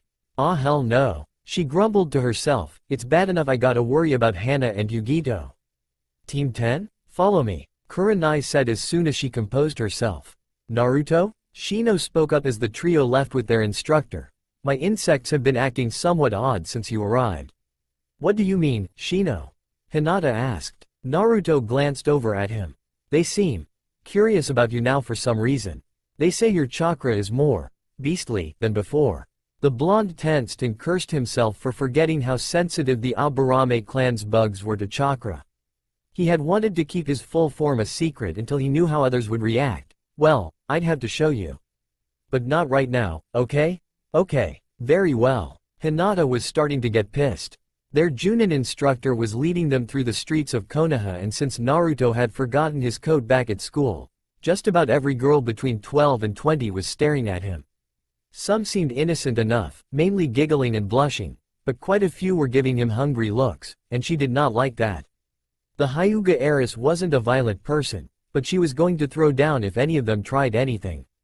It took them a while to realize Kurenai was taking them to a dango shop. The three students gave her an odd look. "No sense getting to know each other on an empty stomach," was her response. They took a table and made their orders. As they waited, they started telling each other a bit about themselves, like Kurenai's hatred of perverts and the book a certain silver-haired Junin always has, Shino's dream to follow in his father's footsteps as an honorable clan leader, Naruto's hobbies of training and hunting. He is partially a wolf, after all, and Hinata's dislike of her clan's elders and the sidelong glance she gave Naruto while discussing her likes. Kurenai polished off her last dumpling and smiled at her group. That wasn't too bad. All right, I suggest you get some rest, your final exam is tomorrow. But we already took the finals in class, Naruto said. Actually that test was just a qualifier. The real one will show whether or not you have what it really takes to be shinobi. She got up to pay the tab. Meet at training ground 4 tomorrow at 7 a.m. sharp. And no latecomers, got it? The trio quickly nodded. They all had a feeling tomorrow was going to keep them on their toes. The next morning Kurenai met up with the 3 genins at the training area, a moderately sized clearing out in the woods. When they arrived, she procured a small clock and began to wind it. Your task will be to locate and attempt to capture me before this timer goes off. You'll have 2 hours, starting now. With that, she vanished in a puff of smoke. Well, we better get in gear. She's probably gonna try and mess with our heads while we hunt for her. Naruto muttered. Kurenai specializes in genjutsu. She caught a guy trying to peek in the bathhouse one time and hit him with an illusion that made him think his clothes were trying to eat him. Hinata raised her eyes at the very idea. She wouldn't use something like that on us, would she? I doubt it. She reserves her nastiest stuff for people who have it coming. She'll more than likely just use ones to stall us. He replied, either way, we better get going. Shino, can genjutsu affect your bugs? No. Insect minds aren't quite as complex as most creatures. The Aburame said, quickly catching on and sending out some into the woods. Meanwhile, Hinata was using her Byakugan to keep watch and Naruto kept his ears and nose open for anything. After a few slightly uneasy minutes, a handful of the insects came back and the team headed off in the direction they gave Shino. They moved as fast as they could without making noise, hoping to get as close as they could before the Junin decided to make her move. Hinata noticed the blonde was constantly darting his eyes around in a somewhat nervous manner. Naruto-kun, are you okay? You're acting kinda jittery. Well, to be honest, Hina, I'm not real good with genjutsus. They're my biggest weakness, he answered, getting looks from both of them, just couldn't get the hang of it. The only way I can get out of one is physical injury. That's why I'm hoping we can get to her first. You're forgetting I'm here, Kit. Came Kyuubi's voice in his mind. You might not be too big on using my power, but that doesn't mean I won't be watching your back. I know. It still makes me a little uneasy though. He was cut off when Shino nudged him and subtly pointed up towards a nearby tree. All 3 looked to see Kurenai crouched up on a branch. Any thoughts of beating her to the punch were immediately extinguished, when she suddenly spun around and grinned at them, going through seals as she did. She was expecting us, Shino said, watching her fade away. The next 60 minutes would come to be the weirdest damn hour ever for the Genin team. Thanks to the Genjutsu mistress' sense of humor, Shino found himself conversing with a 3-foot-tall stag beetle. Hinata nearly passed out when she thought she saw Naruto pulling off his shirt, and the werewolf was clinging to a branch in an attempt to get away from the horde of screaming fangirls he was seeing. Kurenai was in pain from holding back her laughter at the sight. Kit, snap out of it. Kyuubi yelled in an attempt to get the blonde to realize what was happening. You're in one of her illusions, damn it. Wah! Kyuubi. Not expecting the yell, Naruto lost his hold on the branch and fell to the ground with a loud thud. Fortunately it was only a few feet. Ow. Think I landed on a rock. He sat up and blinked in confusion. They're gone. Kit, they were never there anyway. That woman got all 3 of you. Aw man, and using fangirls. That's just plain low. He looked over to see Hinata staring dreamily at a tree and Shino talking to.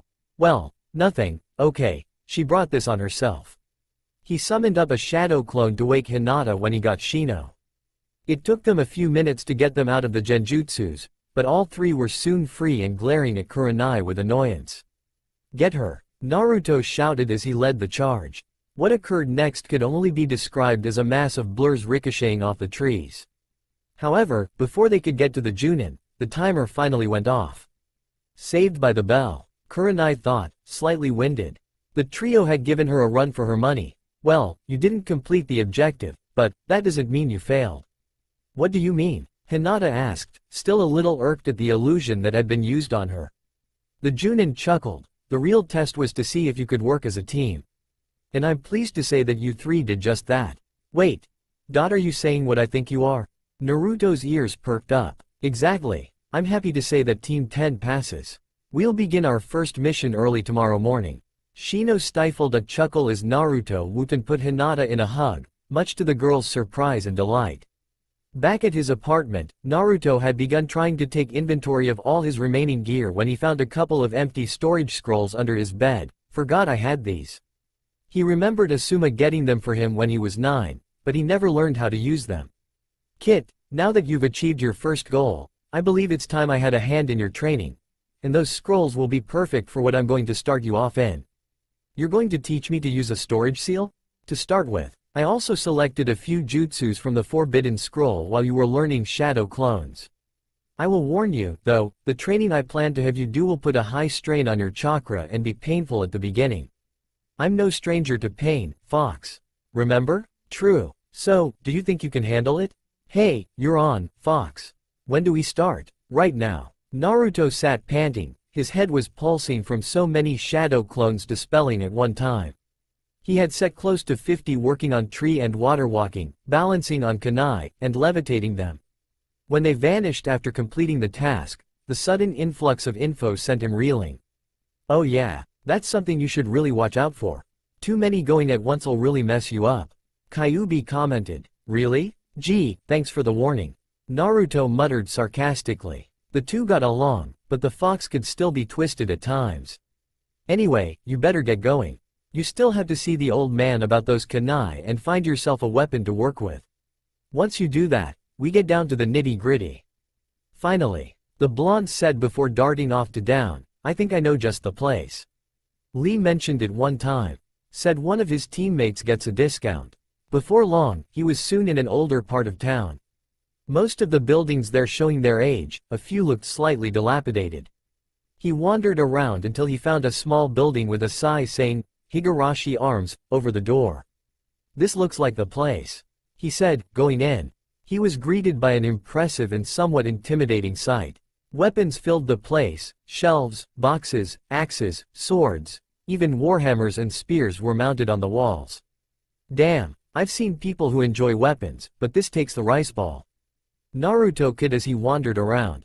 He ran his hand over a pair of fountains and checked out a kodiachi before moving on. As he looked, he examined several weapons until he rounded a sword rack and saw it. Whoa, was all he could say. Hanging on the wall in front of him was a huge greatsword. From tip to tip it was 6 feet long with a 4-foot long, 1-foot wide blade and gleamed almost pure white. The tip was curved, like a popsicle stick, making one continuous edge around the entire blade. The handle was a simple rod wrapped in leather with a spherical pommel capping the end. Naruto was nearly mesmerized by the weapon and reached out to pick it up. I see that one's caught your eye. A voice nearby jostled him from his trance. He looked over to see a heavily scarred man in his late 30s standing behind the counter that Naruto assumed was Higurashi. I wouldn't really bother if I was you. That thing's pretty damn heavy. The only one I've seen able to lift it is Might Guy, but he never wanted it. A smirk crossed Naruto's lips as he took hold of the handle. I'll take that as a challenge. With a hefty lift, he pulled it off the mounting hooks, much to the man's shock. He had to admit the guy wasn't joking when he said it was heavy. As soon as it was off the hooks, he was forced to grip it with both hands, but he was holding it. I gotta admit, impressive choice, Kit. Kyuubi remarked. Holy crap, the man whispered. When Naruto rested the blade on his shoulder and turned to face him, he saw the whisker marks. Well, Naruto Uzumaki. He grinned at the blonde's reaction. Yeah, I've heard of you. Well, I guess you know about my circumstances, then. He said, setting a hand on his stomach. He didn't sense any ill will from the man, but he still stayed alert in case something did happen. Higurashi raised an eye. So you know? A nod was his only answer. To be honest, I kind of pity the ignorant bastards that seem to think you really are the fox. Hell, if you were, then this place would have been leveled years ago thanks to enough of that. I gotta say you surprised me, son. That's one of the first weapons I got when I first opened this shop. It was supposedly made in Whirlpool Country. Never found out the name of it, though, but my daughter decided to christen it Silverfang. Naruto's eyes widened at that bit of info. This sword came from the same place as Mom? How much do you want for it?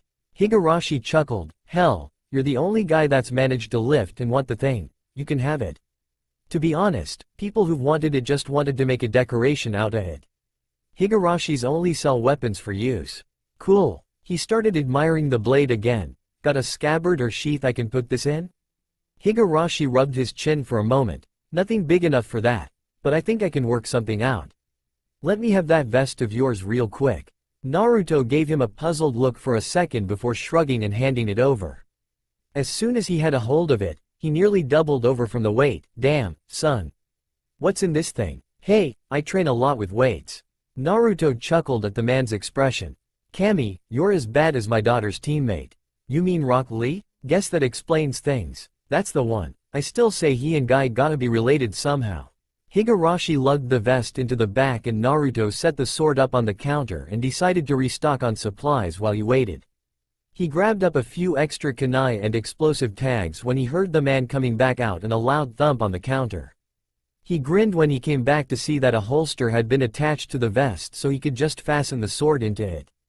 After insisting he had at least pay for that, Naruto took his new weapon and headed to his next destination, the Hokage Tower for his father's Hiraishin kunai. Sarutobi was pleasantly surprised when the blonde came into his office asking about the technique, much less wanting to learn it. After a brief, and rather colorful, argument with Homura, the Hokage handed over a scroll belonging to Minato containing a set of the required kunai along with instructions for them.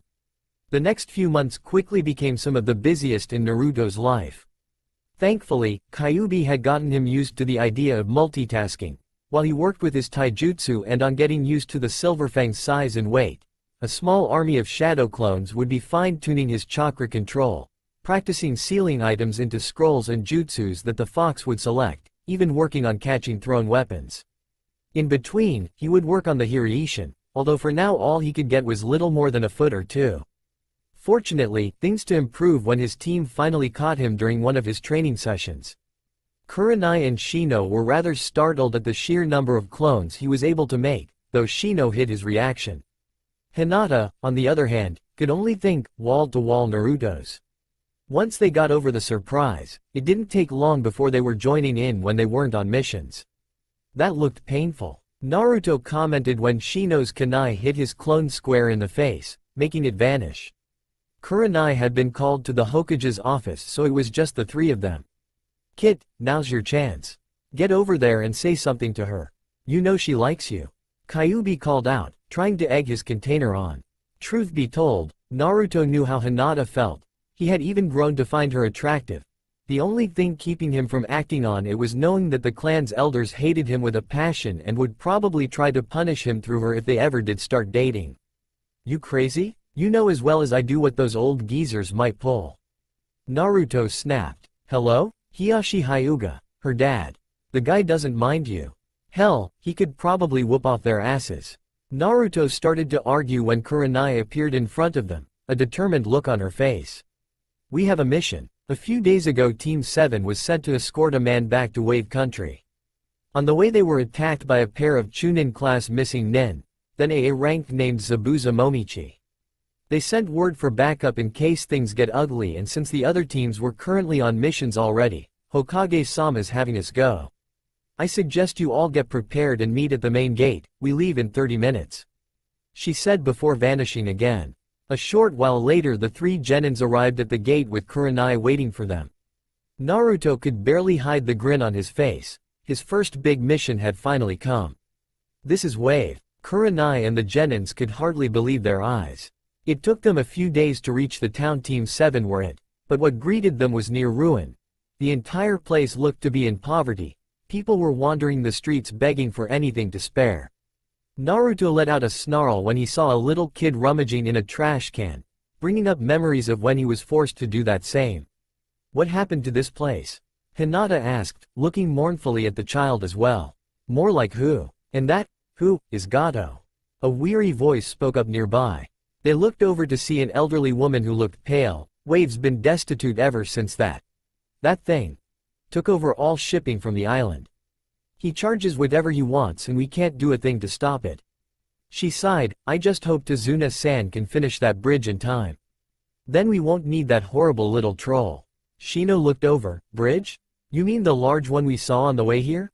The woman nodded before looking at their headbands. Konoha ninjas, huh? Tazuna arrived with a group of you fellas a couple days ago. If I remember, it was a one-eyed man with spiky white hair and his nose buried in a smut book. Kurenai's eye twitched. Kakashi Hitaki. There was a kid with a lil pooch on his head, a girl with pink hair who seemed more interested with a broody-looking boy that was with them than anything else. Can you tell us where they might be now? Kurenai asked. Well, if they're with Tazuna, then odds are they'll be at his place. The old lady gave them the directions before taking her leave. On the way, Hinata saw a look of concern on her sensei's face. What is it? Kurenai furrowed her brow. This Gato character sounds like someone who'd do anything to keep the power he's already acquired. You think he might have sent the missing nin after Team 7 in Tazuna? Shino asked, getting a nod in response. It's a strong possibility, but we'll have to ask the others to be absolutely sure. The group made their way to where the woman said Tazuna's family lived. Naruto breathed a sigh of relief as he walked, grateful to Kyuubi for suggesting he cover up his ears and tail just to be safe. While he still had on his usual attire, he now had a bandana wrapped around his head and his tail under a trench coat. It wasn't long before they found the right place and were greeted by a slightly haggard-looking old man that they guessed was Tazuna. Beside him was a young woman that Tazuna introduced as his daughter, Tsunami. Inside they saw a white-haired man with his headband covering his left eye and reading a book. From the glare Kurenai was giving him, the genins guessed he was Kakashi. Oh, hey, Kurenai. So, the Hokage sent you guys? Kakashi spoke up, never taking the book away. Yeah, Kurenai was trying to keep the annoyance out of her voice. Where are the others? I have them doing chakra exercises right now. I figure that Zabuza'll be back within the week after what happened. The one-eyed nin recounted the incident. The man had attempted to ambush them just before reaching Wave and forced Kakashi to reveal that he had a Sharingan hidden under his headband. The two managed to trade blows for a short while until Zabuza knocked him into the water and followed up with his water prison jutsu. He then sent a water clone to finish the others, but with a little help from a couple of Kiba's family jutsus, the genins managed to free Kakashi, who promptly took the missing nin out. Unfortunately, a hunter nin beat him to the punch and took off with the supposedly dead Zabuza. I didn't put it together until we arrived. If that was a real hunter nin, he would have destroyed Zabuza's body right then and there. Plus he used senbon needles in the neck, not a great method to kill, but perfect for faking a death. Well, at least that gives us time to prepare. I doubt he'll be expecting another team when he tries again. She motioned for the three to head out. How about you guys go get some training in? Things are gonna be a little quiet for now at least. As they left they suddenly heard, Kakashi Hitaki. What the hell did I say about reading that garbage around me? Followed by a loud whop and a yelp of pain. Sasuke glared at the tree as if he wished it would burst into flames. A couple of days ago, Kakashi had set them to the task of climbing without using their hands, giving them kunais to mark their progress as they went up. Sakura had managed on her first try. Due to her low reserves, the control she had was far better than him or Kiba, although Kiba was slowly getting up further than him. He rolled his eyes when Sakura Segan yelling at Kiba for going past him. Will you put a cork in it, Sakura? Kakashi-sensei just said to reach the top. He didn't say squat about a race. Admit it, Kiba, you're just trying to show up, Sasuke-kun. Geez, will you two cool it? They could have heard you halfway back to Konoha. Naruto muttered as he, Hinata, and Shino came out from around a shrub, a finger in his ear. Sasuke scowled at the sight of him. What are you doing here, Dobi? The Hokage sent us to provide assistance due to this Zabuza person. Shino spoke up, grabbing Naruto's arm to stop him from giving the rude gesture he knew the blonde was about to use. At least they sent somebody sociable. Kiba muttered, I'm actually surprised we managed to pass the test thanks to Mr. I Don't Need a Team and his fangirl. Me and Akamaru are lucky if we hear anything besides Pinky yelling, Sasuke-kun. A dozen times a day. That remark earned him a bit of killing intent from his teammates and a stifled snicker from Naruto. So, he has you doing tree climbing? Hinata looked up at the marks midway up two of the trees. Like you three could even make it a few steps. Sasuke snapped haughtily, if it's taking me this long to do it, you losers'll never even stick. His ego stroking vanished when Team 8 began marching single file up Kiba's tree in response. Like Naruto, Hinata and Shino weren't really fond of the Uchiha. Kiba stared up at them before roaring with laughter at the twitch Sasuke had developed. Thanks guys. I ain't laughed this hard in weeks.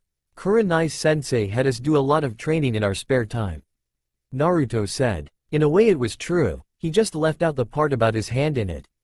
The Uchiha, much to Kiba's entertainment, began to seethe when they revealed they also knew water walking and were currently working on kunai and senbon levitating. Aw man, that's funny. Sasuke looks like he's gonna hemorrhage something. The Inuzuka gasped between peals of laughter. That is, until Sakura punched him in the head. Naruto panted as he raised Silverfang over his head for the 100th time and began to focus chakra into it. The blade soon began to take on a pale blue hue that slowly grew brighter and brighter. Before long, the blade was burning a bright azure. When that happened, Naruto brought it down as hard as he could. Kenjutsu. Howling Edge. A flaming blue crescent rocketed from the tip, howling like a wolf before it slammed into a nearby boulder, coming close to splitting it in half. All around him, rocks, trees, even the ground had identical slashes and gouge marks. It was a chakra technique Kyuubi had shown him similar to one he could use with his own claws. But since Naruto didn't have any big enough, the sword was an effective replacement. As the dust cleared, Naruto collapsed to his knees, a slight wheeze his breathing. That technique, even with his reserves, took a fair bit out of him after all the attempts. Not bad, kid, not bad. It's starting to charge up quicker now. Yeah, but I'll have to work on that. I'm a setting duck if I had to wait on it. Since their arrival to Wave, Team 8 had agreed to spend some time doing a bit of private training to fine-tune their own styles. Since Kyuubi had a preference for attacking with straight chakra, the two had decided to incorporate the moves he would teach Naruto into his swordwork. His Hiraishin practice was doing better as well. He could finally appear at the kunai, ready to strike. Next step. Doing it in rapid succession like the Hokage said his father was capable of. Every now and then he could pick up the sounds of Hinata or Shino in the distance. That or Team 7 arguing with each other. He took a breath and raised his sword up again. That night, during dinner at Tazuna's, they were once again treated to statements that they were all going to die, courtesy of Inari, Tsunami's son. Tazuna had explained about Inari's surrogate father. Wave had considered him a hero until his was captured and publicly executed by Gato and his thugs. The man firmly believed if something was worth fighting for, then that's what should be done. Naruto felt for the kid losing someone he cared about, but still. Why are you even bother? None of you'll stand a chance against Gato's men. Inari yelled, furious that the shinobi all had the nerve to look calm. Naruto rubbed the bridge of his nose. I don't think I can take much more of this. Will you chill out, kid? Aside from this Momochi guy, Gato sounds like he's just got a bunch of 2-bit hoods working for him. I think we'll be fine. What do you know? You're not from here. You idiots don't know anything about what it's like to suffer. Naruto's eyes narrowed. Oh really? Let me ask you. Did the majority of your village make sure pain was all you ever really knew the first 5 years of your life? What? No. Did any of them refer to you as demon or monster? Did any of them say you had no right to live? The other stared as Naruto's face seemed to grow darker. No. Kid, pain is something I happen to be quite familiar with, so don't ever assume you know me. They all thought he was finished, but the blonde had something else to get off his chest. You know, your dad put his life on the line to try and protect this place, but all I've seen you do is mope around feeling sorry for yourself and acting like Gato's unstoppable. That's a damn sorry way to honor the memory of a guy everyone calls a hero. With those words, the blonde got up and headed for the door. I'm gonna get some more training in. Haku's pav. Haku hummed a quiet tune as she gathered up herbs for Zabuza. She knew how much he wanted a rematch with the one-eyed Junin, she just wished he'd be a little more patient. His injuries from before were still healing, plus they had gotten word that more Konoha shinobi were coming as backup. As she gathered, she noticed something odd with the terrain. At first it looked like someone had simply struck the trees with kunai or swords. It gradually moved to larger cuts, some going in deep. Before long they looked as if they had been snapped, others were simply lopped in two. Several had deep indentions, as if they were struck with a particularly savage blow. Even nearby rocks were cracked or busted. What happened here? She asked herself. Her answer came when she wandered into a small open area. Her breath caught in her throat when she saw what was there. A massive wolf-like humanoid creature, asleep on the ground. A large shining white sword was driven into the ground beside it. At first she considered leaving it be. Then she noticed a leaf headband around its neck. Her curiosity aroused, she edged closer. Its fur was jet black but had a mass of golden yellow hair running down its back. The clothes it had on seemed to call out, "I'm a shinobi." "What are you?" she asked, taking in the sight of the being before her. The creature looked capable of being vicious, but at the same time, it almost looked cute, in a way. Normal paw. Naruto's nose twitched, catching the scent of herbs and lilac. He knew there was nothing like that in the area when he started training to blow off steam from the boy's comments. That could only mean someone was nearby. He pried his eyes open to see a girl staring at him. A surprisingly cute one, he had to admit. Defiantly on par with Hinata. She looked like she was a couple years older than him. "Oh ho, looks like we got a player." Kyuubi joked, seeing what his container was thinking about. "Put a shoe in it, Fox." "It ain't like that." The moment she caught sight the two silver eyes looking straight at her, she froze up. Haku had no idea how strong it was, or if she could handle it if it did attack. Naruto slowly sat up. Hi," he said, hoping she wasn't about to run screaming into town. "Don't worry, I'm not a lecher. I'm Naruto." He mentally berated himself for not changing back before he nodded off. Haku, she replied, finally getting her voice back. It didn't take Shikamaru to tell she was frightened. So even though it was a risk, he made a quick decision. There any chance you can keep what I'm about to do a secret?" "Why, what are you going to do?" "This." As the girl watched, he began changing back. Within moments, Naruto was in human form again. I'm a werewolf. You might say it's a bloodline, sorta." That didn't quite register with Haku. In her mind, she could only think one thing, Kami. He's gorgeous. That is, until she mentally punched herself, get a grip. So what if he's attractive, you just met him? Plus, he's from Konoha. "Hello? You okay?" He waved a hand in her face. After a moment, she quickly shook her head, blushing brightly. "Oh, why yeah, sorry." He pointed to the basket she was carrying. "Running errands?" "You might say that. I'm making some medicine for a friend. Need a hand?" He felt it was the least he'd do for scaring her like that. Haku hesitated. As much as she hated it, she and Zabuza had a job to do and the Konoha nins were there to stop them. They'd be on opposite sides once he recovered. After a moment, she decided, couldn't hurt for now. "Okay, it shouldn't take the both of us long to find what I need." With those words, the two started, neither really knowing what would come in the next few days. For as long as he had known her, Zabuza could only describe Haku as quiet. She was never one to stand out much, except when she fought. Even though he first considered her only as a weapon and nothing more, over the years he had actually grown somewhat fond of the ivory-skinned girl, seeing her more like a little sister. Now however, something about Haku had him scratching his head. Ever since the day before yesterday, when she had gone out to restock her supply of herbs, he couldn't help but notice she seemed to be blushing somewhat. He pointed it out and she claimed it was just from being outside.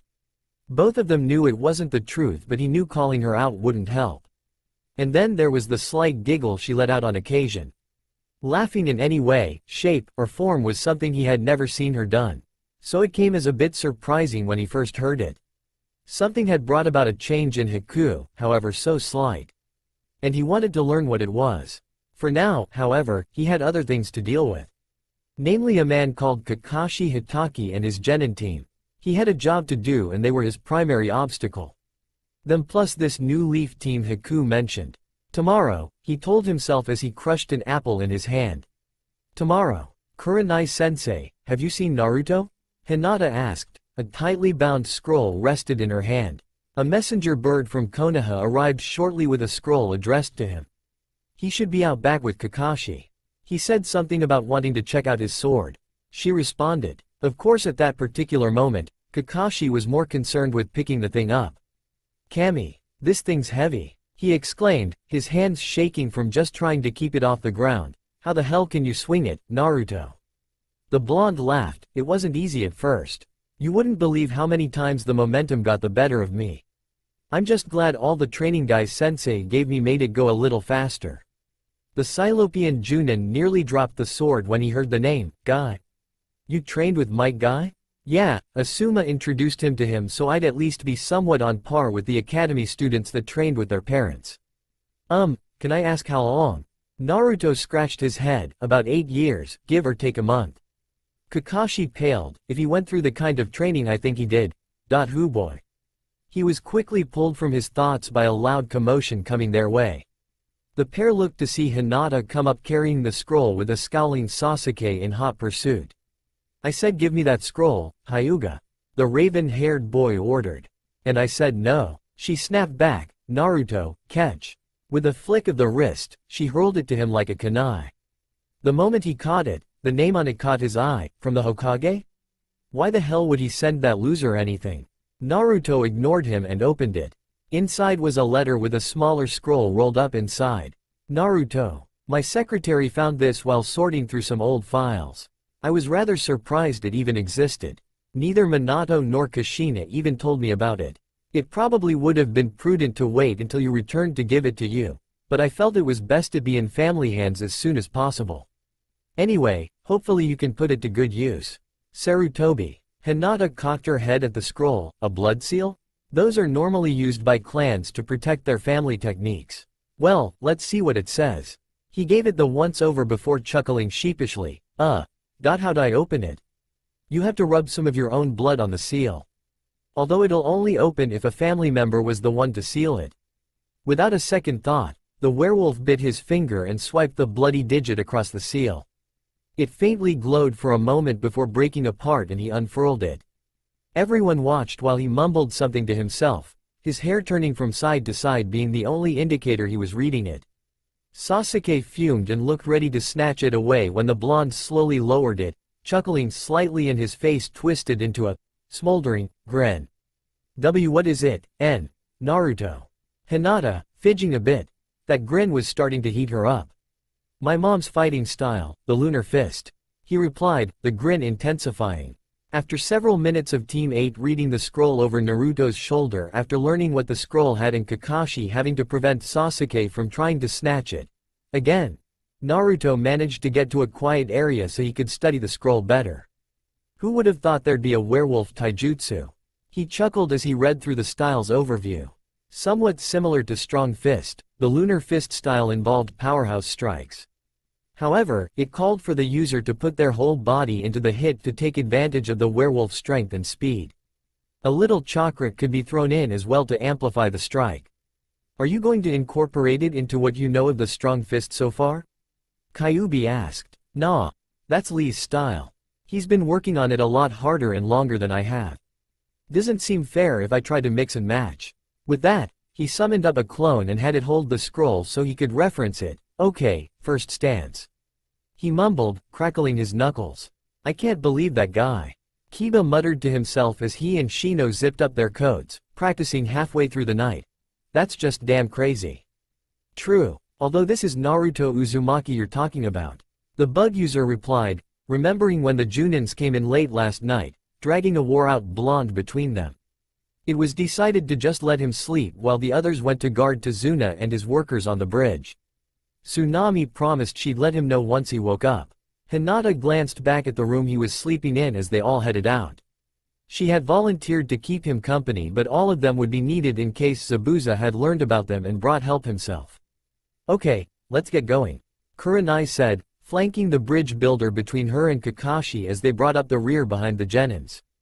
A half hour later, Naruto shot up in bed. Man. Guess I overdid it. Ya think? Kyuubi responded dryly. You wore yourself out to the point that the others decided to just let you sleep. What? For crying out loud. Why the hell didn't someone wake me up? Cursing to himself, he scrambled to get dressed. No. Run, Inari. Naruto's ears perked up at the cry coming from outside. Bolting to a window he saw a pair of grungy-looking swordsmen holding their blades at Tsunami's throat. One looked like he was ready to slaughter for the sheer fun of it. And he was staring at Inari like his next victim. "Leave my mother alone, you slime bags," the boy said defiantly, doing his best to hold his ground against the two thugs. "I'm not going to run. Gato. Gato's nothing but a bully. Just one slash, come on," the man said, fingering his blade. "You make one move towards my son and I'll bite my tongue off and choke on my blood, I swear it." Gato said he needed a bargaining chip. "You idiot. Just grab the brat and you can kill them both afterwards." Watching those two immediately brought back memories of the man that tried to kidnap Hinata, making Naruto snarl as he began to climb out the window. "Kit, you know if it comes down to it, you'll have to." "I know. I'd have to kill sooner or later. Just wish it was later," he said before taking a flying leap off the edge of the room. "That's it. I can't take it anymore. I gotta kill one of them." The first thug snapped, raising his sword at Tsunami. "Don't worry, this'll be." He was cut off when he was driven into the ground from Naruto landing on him.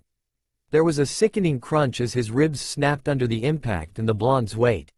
"Where the hell did you come from?" the other yelled, watching his partner cough up blood before going limp. "You should be more worried about what I'll be doing to you if you don't back off." Naruto growled, drawing his own blade and pointing it at him. Before he could react, Naruto bolted forward and brought the flat of his sword down hard on the man's head, crumpling him instantly.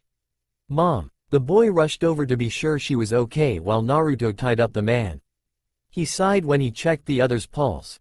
The man was dead from the rib shards piercing his lungs and heart. Try as he might, the young boy couldn't keep from breaking into tears. "Hey, Inari," Naruto piped up, "I think your dad would have been proud of you." Despite his tears, Inari was able to smile. "Thanks, Naruto." The blonde gave a quick nod before making his way to the bridge. If those two were sent by that Teme, Gato, then. A feral grin appeared on both the Kyuubi's face. "Wanna bet we're gonna get our chance to meet this Zabuza character?" Naruto's face darkened as he sped up. "Something tells me things are gonna get real ugly, real fast." "Kami, my men, what happened here?" Tazuna cried out when they arrived on the bridge. All the workers lay on the ground, either incapacitated by Senbon or awake but in pain from slash marks on their bodies. "Who did all this?" "I believe I can take the credit." A voice chuckled nearby. Kakashi narrowed his eye as a man wielding a massive sword stepped out from behind a stack of girders. Beside him was a smaller masked figure. "The Hunter Enin, I presume. I see you've recovered from our last scrap as well, Kakashi," Zabuza said, looking towards Kurenai and the Genins. "Kurenai Yuhi, I've heard of you as well. Konoha's Genjutsu mistress, so they sent you to help." A grin formed under his mask. "Guess I should consider myself honored. Now, shall we begin?" The missing nin began going through seals, Suden, hidden mist jutsu.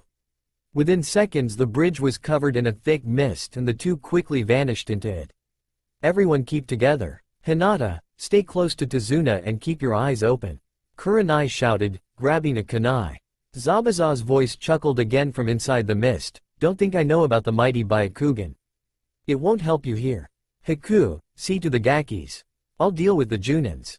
"Hi, Zabuza," another voice replied, one that they guessed was Haku's. The shinobi tensed, not sure which way the two would attack.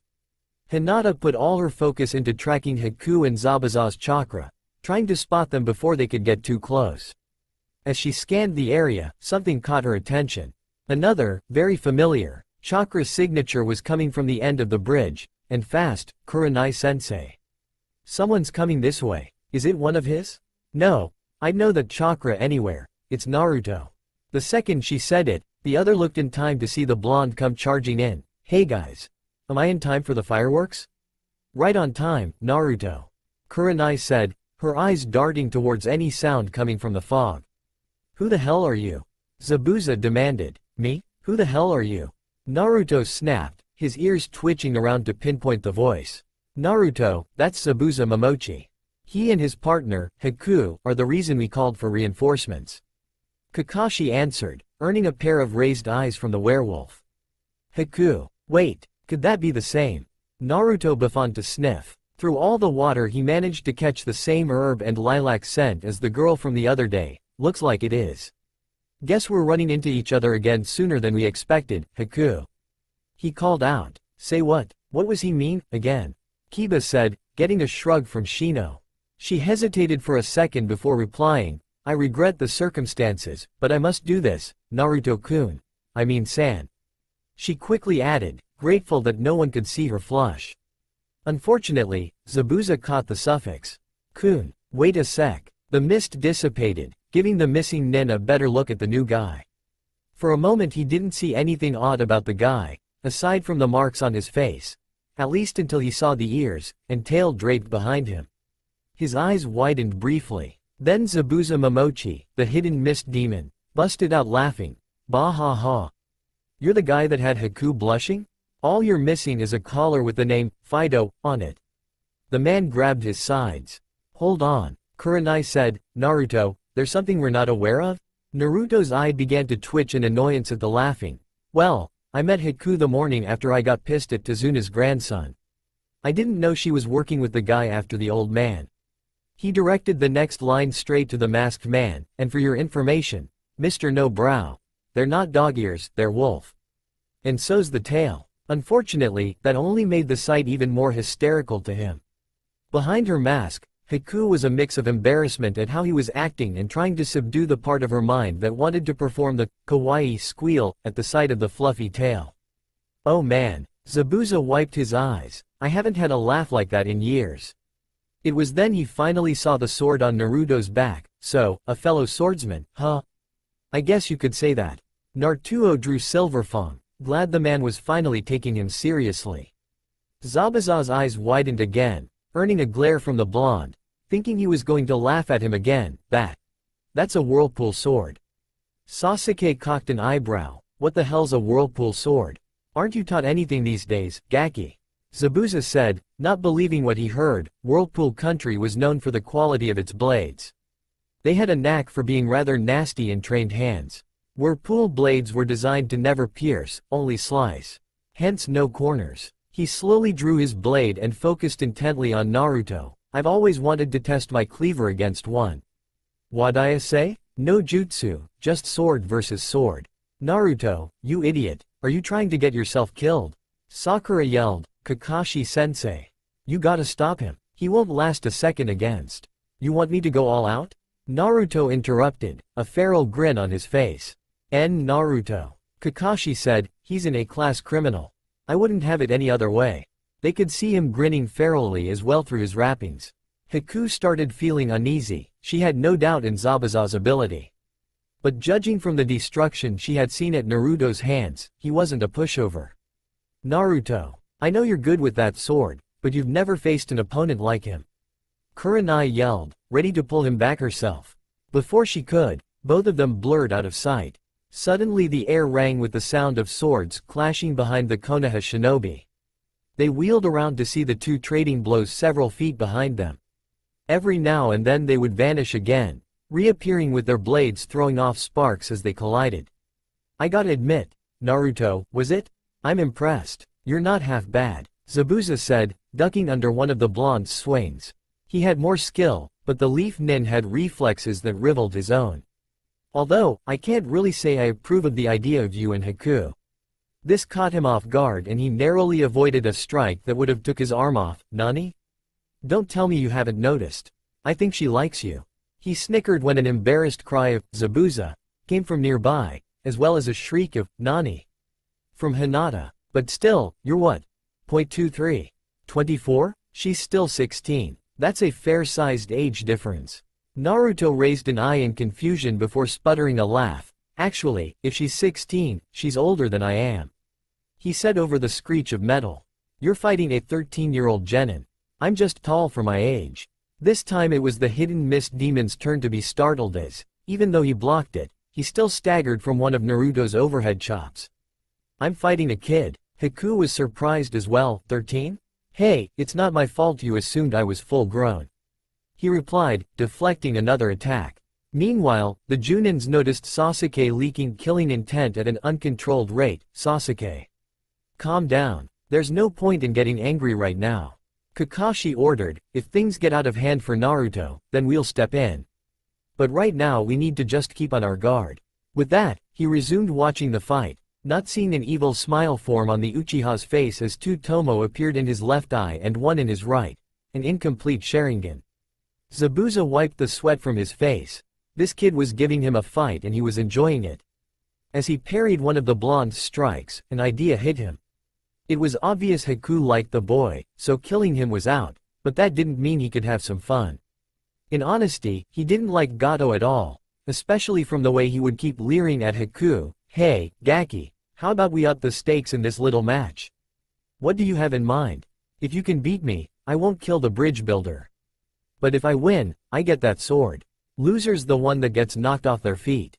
Before Naruto, or anyone for that matter, could respond, a high cruel laugh mixed with applause came rolling from the other side of the bridge. "That was an entertaining performance, Zabuza. I guess you aren't as useless as I thought." The group looked to see a short, ugly little man standing in front of what Kurenai guessed was a couple hundred of his men. "You must be Gato," she said, drawing a pair of kunai. Haku scowled behind her mask. "You had no intention of paying us, did you, you slime bag?" Gato's smile widened. "Why pay when I could have killed him after he did his job? But since it looks like he'd rather be playing, it gives me an excuse."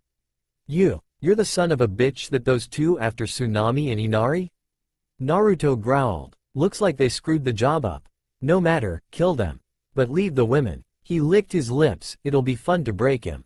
At those words, his men let out a cheer and began to charge them. "Well, old man." Zabuza stepped up beside Kakashi. "Looks like I'm fired, so I'm through going after you. And my beef with you is over as well, Kakashi. Although," he chuckles as he turned to Naruto, "we still have our match, too. Finish." His eyes widened at what he saw. Naruto was pissed. He was baring his teeth and snarling like an angry wolf. This little shit had the nerve to state that he and his men were going to rape every girl there. That was something he would not stand for. The blonde let out a howl as he started to change.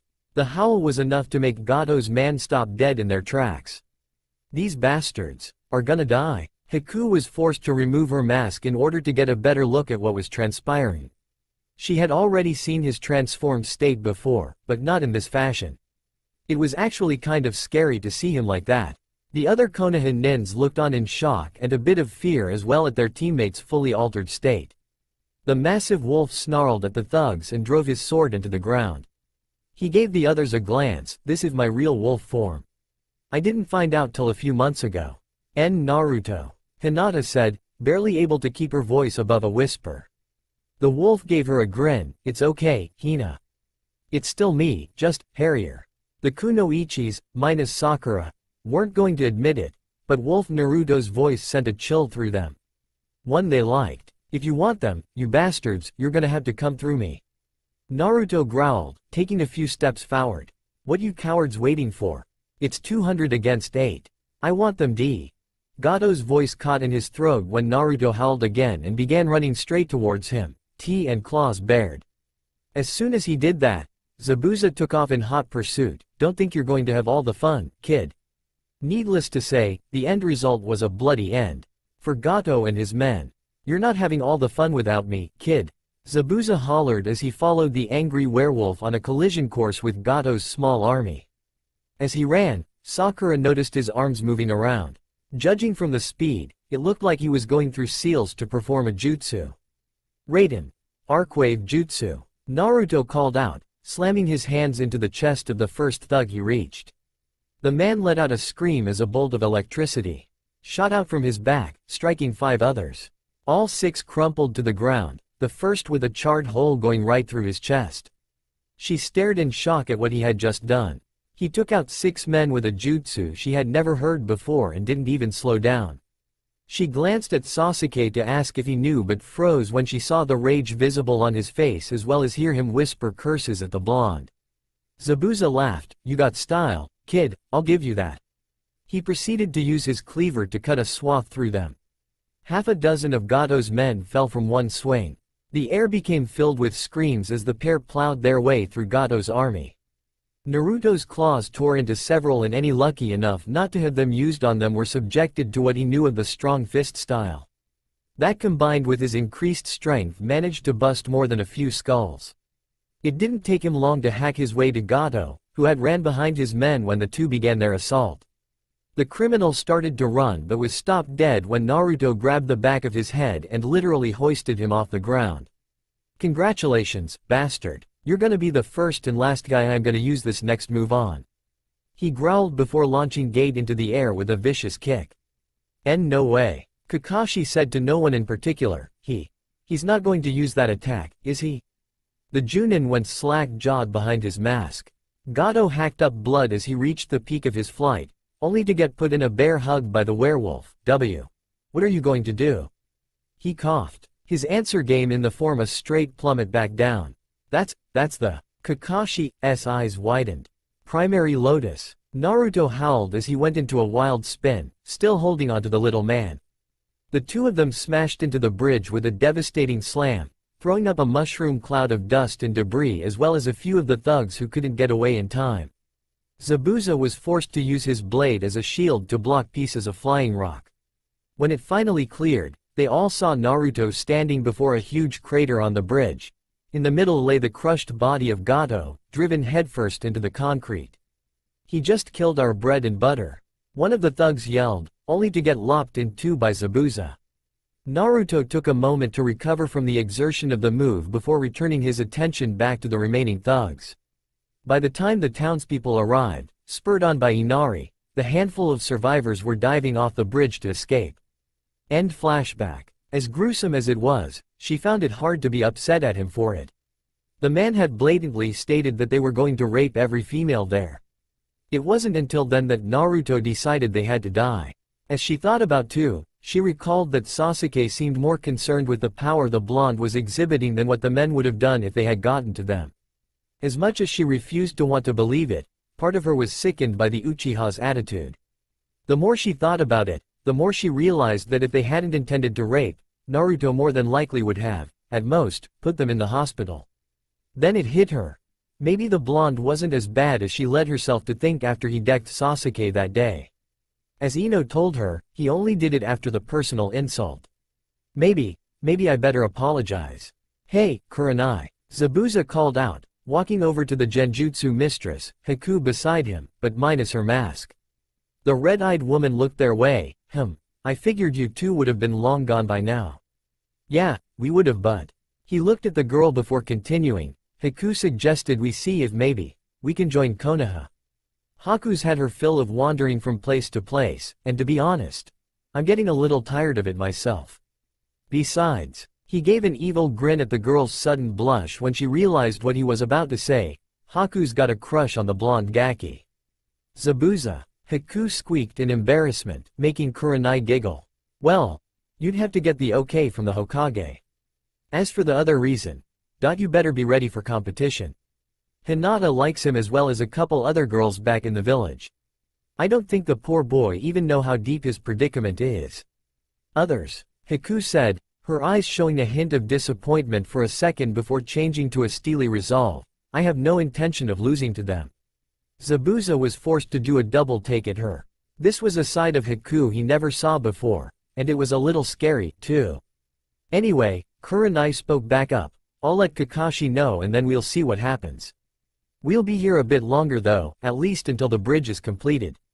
I think it's Kiba and Shino's turn for guard duty, but Naruto's helping with the construction, seeing as how he nearly broke the bridge the other day. Zabuza nodded. Okay, we can. He looked over at Haku, only to find her gone. The only thing to show she had been there was a fading dust train in the direction on the bridge. Haku? At the bridge, Kiba and Shino were leaning against the side of the bridge keeping watch. Kiba took a deep breath. This place ain't so bad now that we don't have to worry about someone wanting the old man dead. Shino remained silent. After a minute, he noticed Kiba was holding something and every so often would point it at one of the surrounding Narutos. Since a lot of the workers were still injured, the blonde used his shadow clones to fill in for them. Kiba, what are you doing? The Aburame asked, giving his friend a curious look. Taking photos of Naruto that I plan to sell in Konoha. Okay. One more thing. Why? Kiba chuckled. You know how many girls back home would pay through the nose for pictures of a certain blonde without his shirt? Shino didn't show it, but there was a hint of disapproval in his voice. I hope you're aware of Naruto might do to you if he finds out. Relax, what he doesn't know won't hurt him. True, but when I find out, it'll be you that's hurting, Naruto said, glaring at Kiba before taking the camera away. The Inuzuka began to protest until Shino bopped him on the head. He started to tear the film out when he heard a squeak from nearby. Looking over her spied Haku staring at him, her normal ivory face now a bright pink. "Oh, hey, Haku. What brings you out here? En Naruto Kin. You're, no shirt." Was all she could get out before passing out with a vigorous nosebleed. "Nicely done, Kit." Kyuubi laughed from his cage. The bridge was completed within the next few days. It didn't take long for news to leak out and things began to look up for Wave. The Konoha shinobi received their mission pay and after saying their goodbyes to everyone, began the trek home. The trip back was uneventful, unless you count Sasuke attempting to bully Naruto into telling him how he performed that Raiden Jutsu as well as that move he killed Gato with.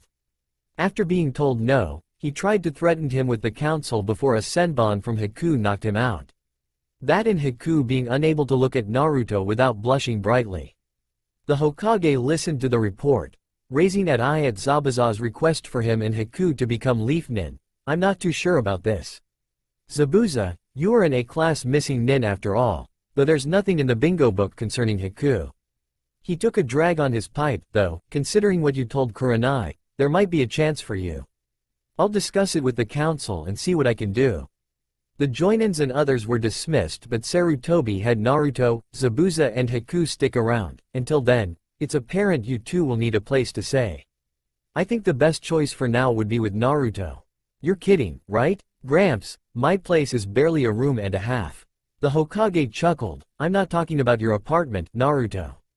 While you were gone, several council members and myself decided it was time to give you your parents' house." Naruto's ears perked up at that, making Haku fight back a squeal at their twitch. "Say what?" "It's time you got your inheritance," Sarutobi said, tossing the blonde a set of keys. "Besides, you'll need the extra room now, since the council decided your ability counts could be a bloodline." Why'd I not like the sound of this? As of today, the Clan Restoration Act is now active for you, Naruto Uzumaki Namikaze. Okay. What is that, exactly?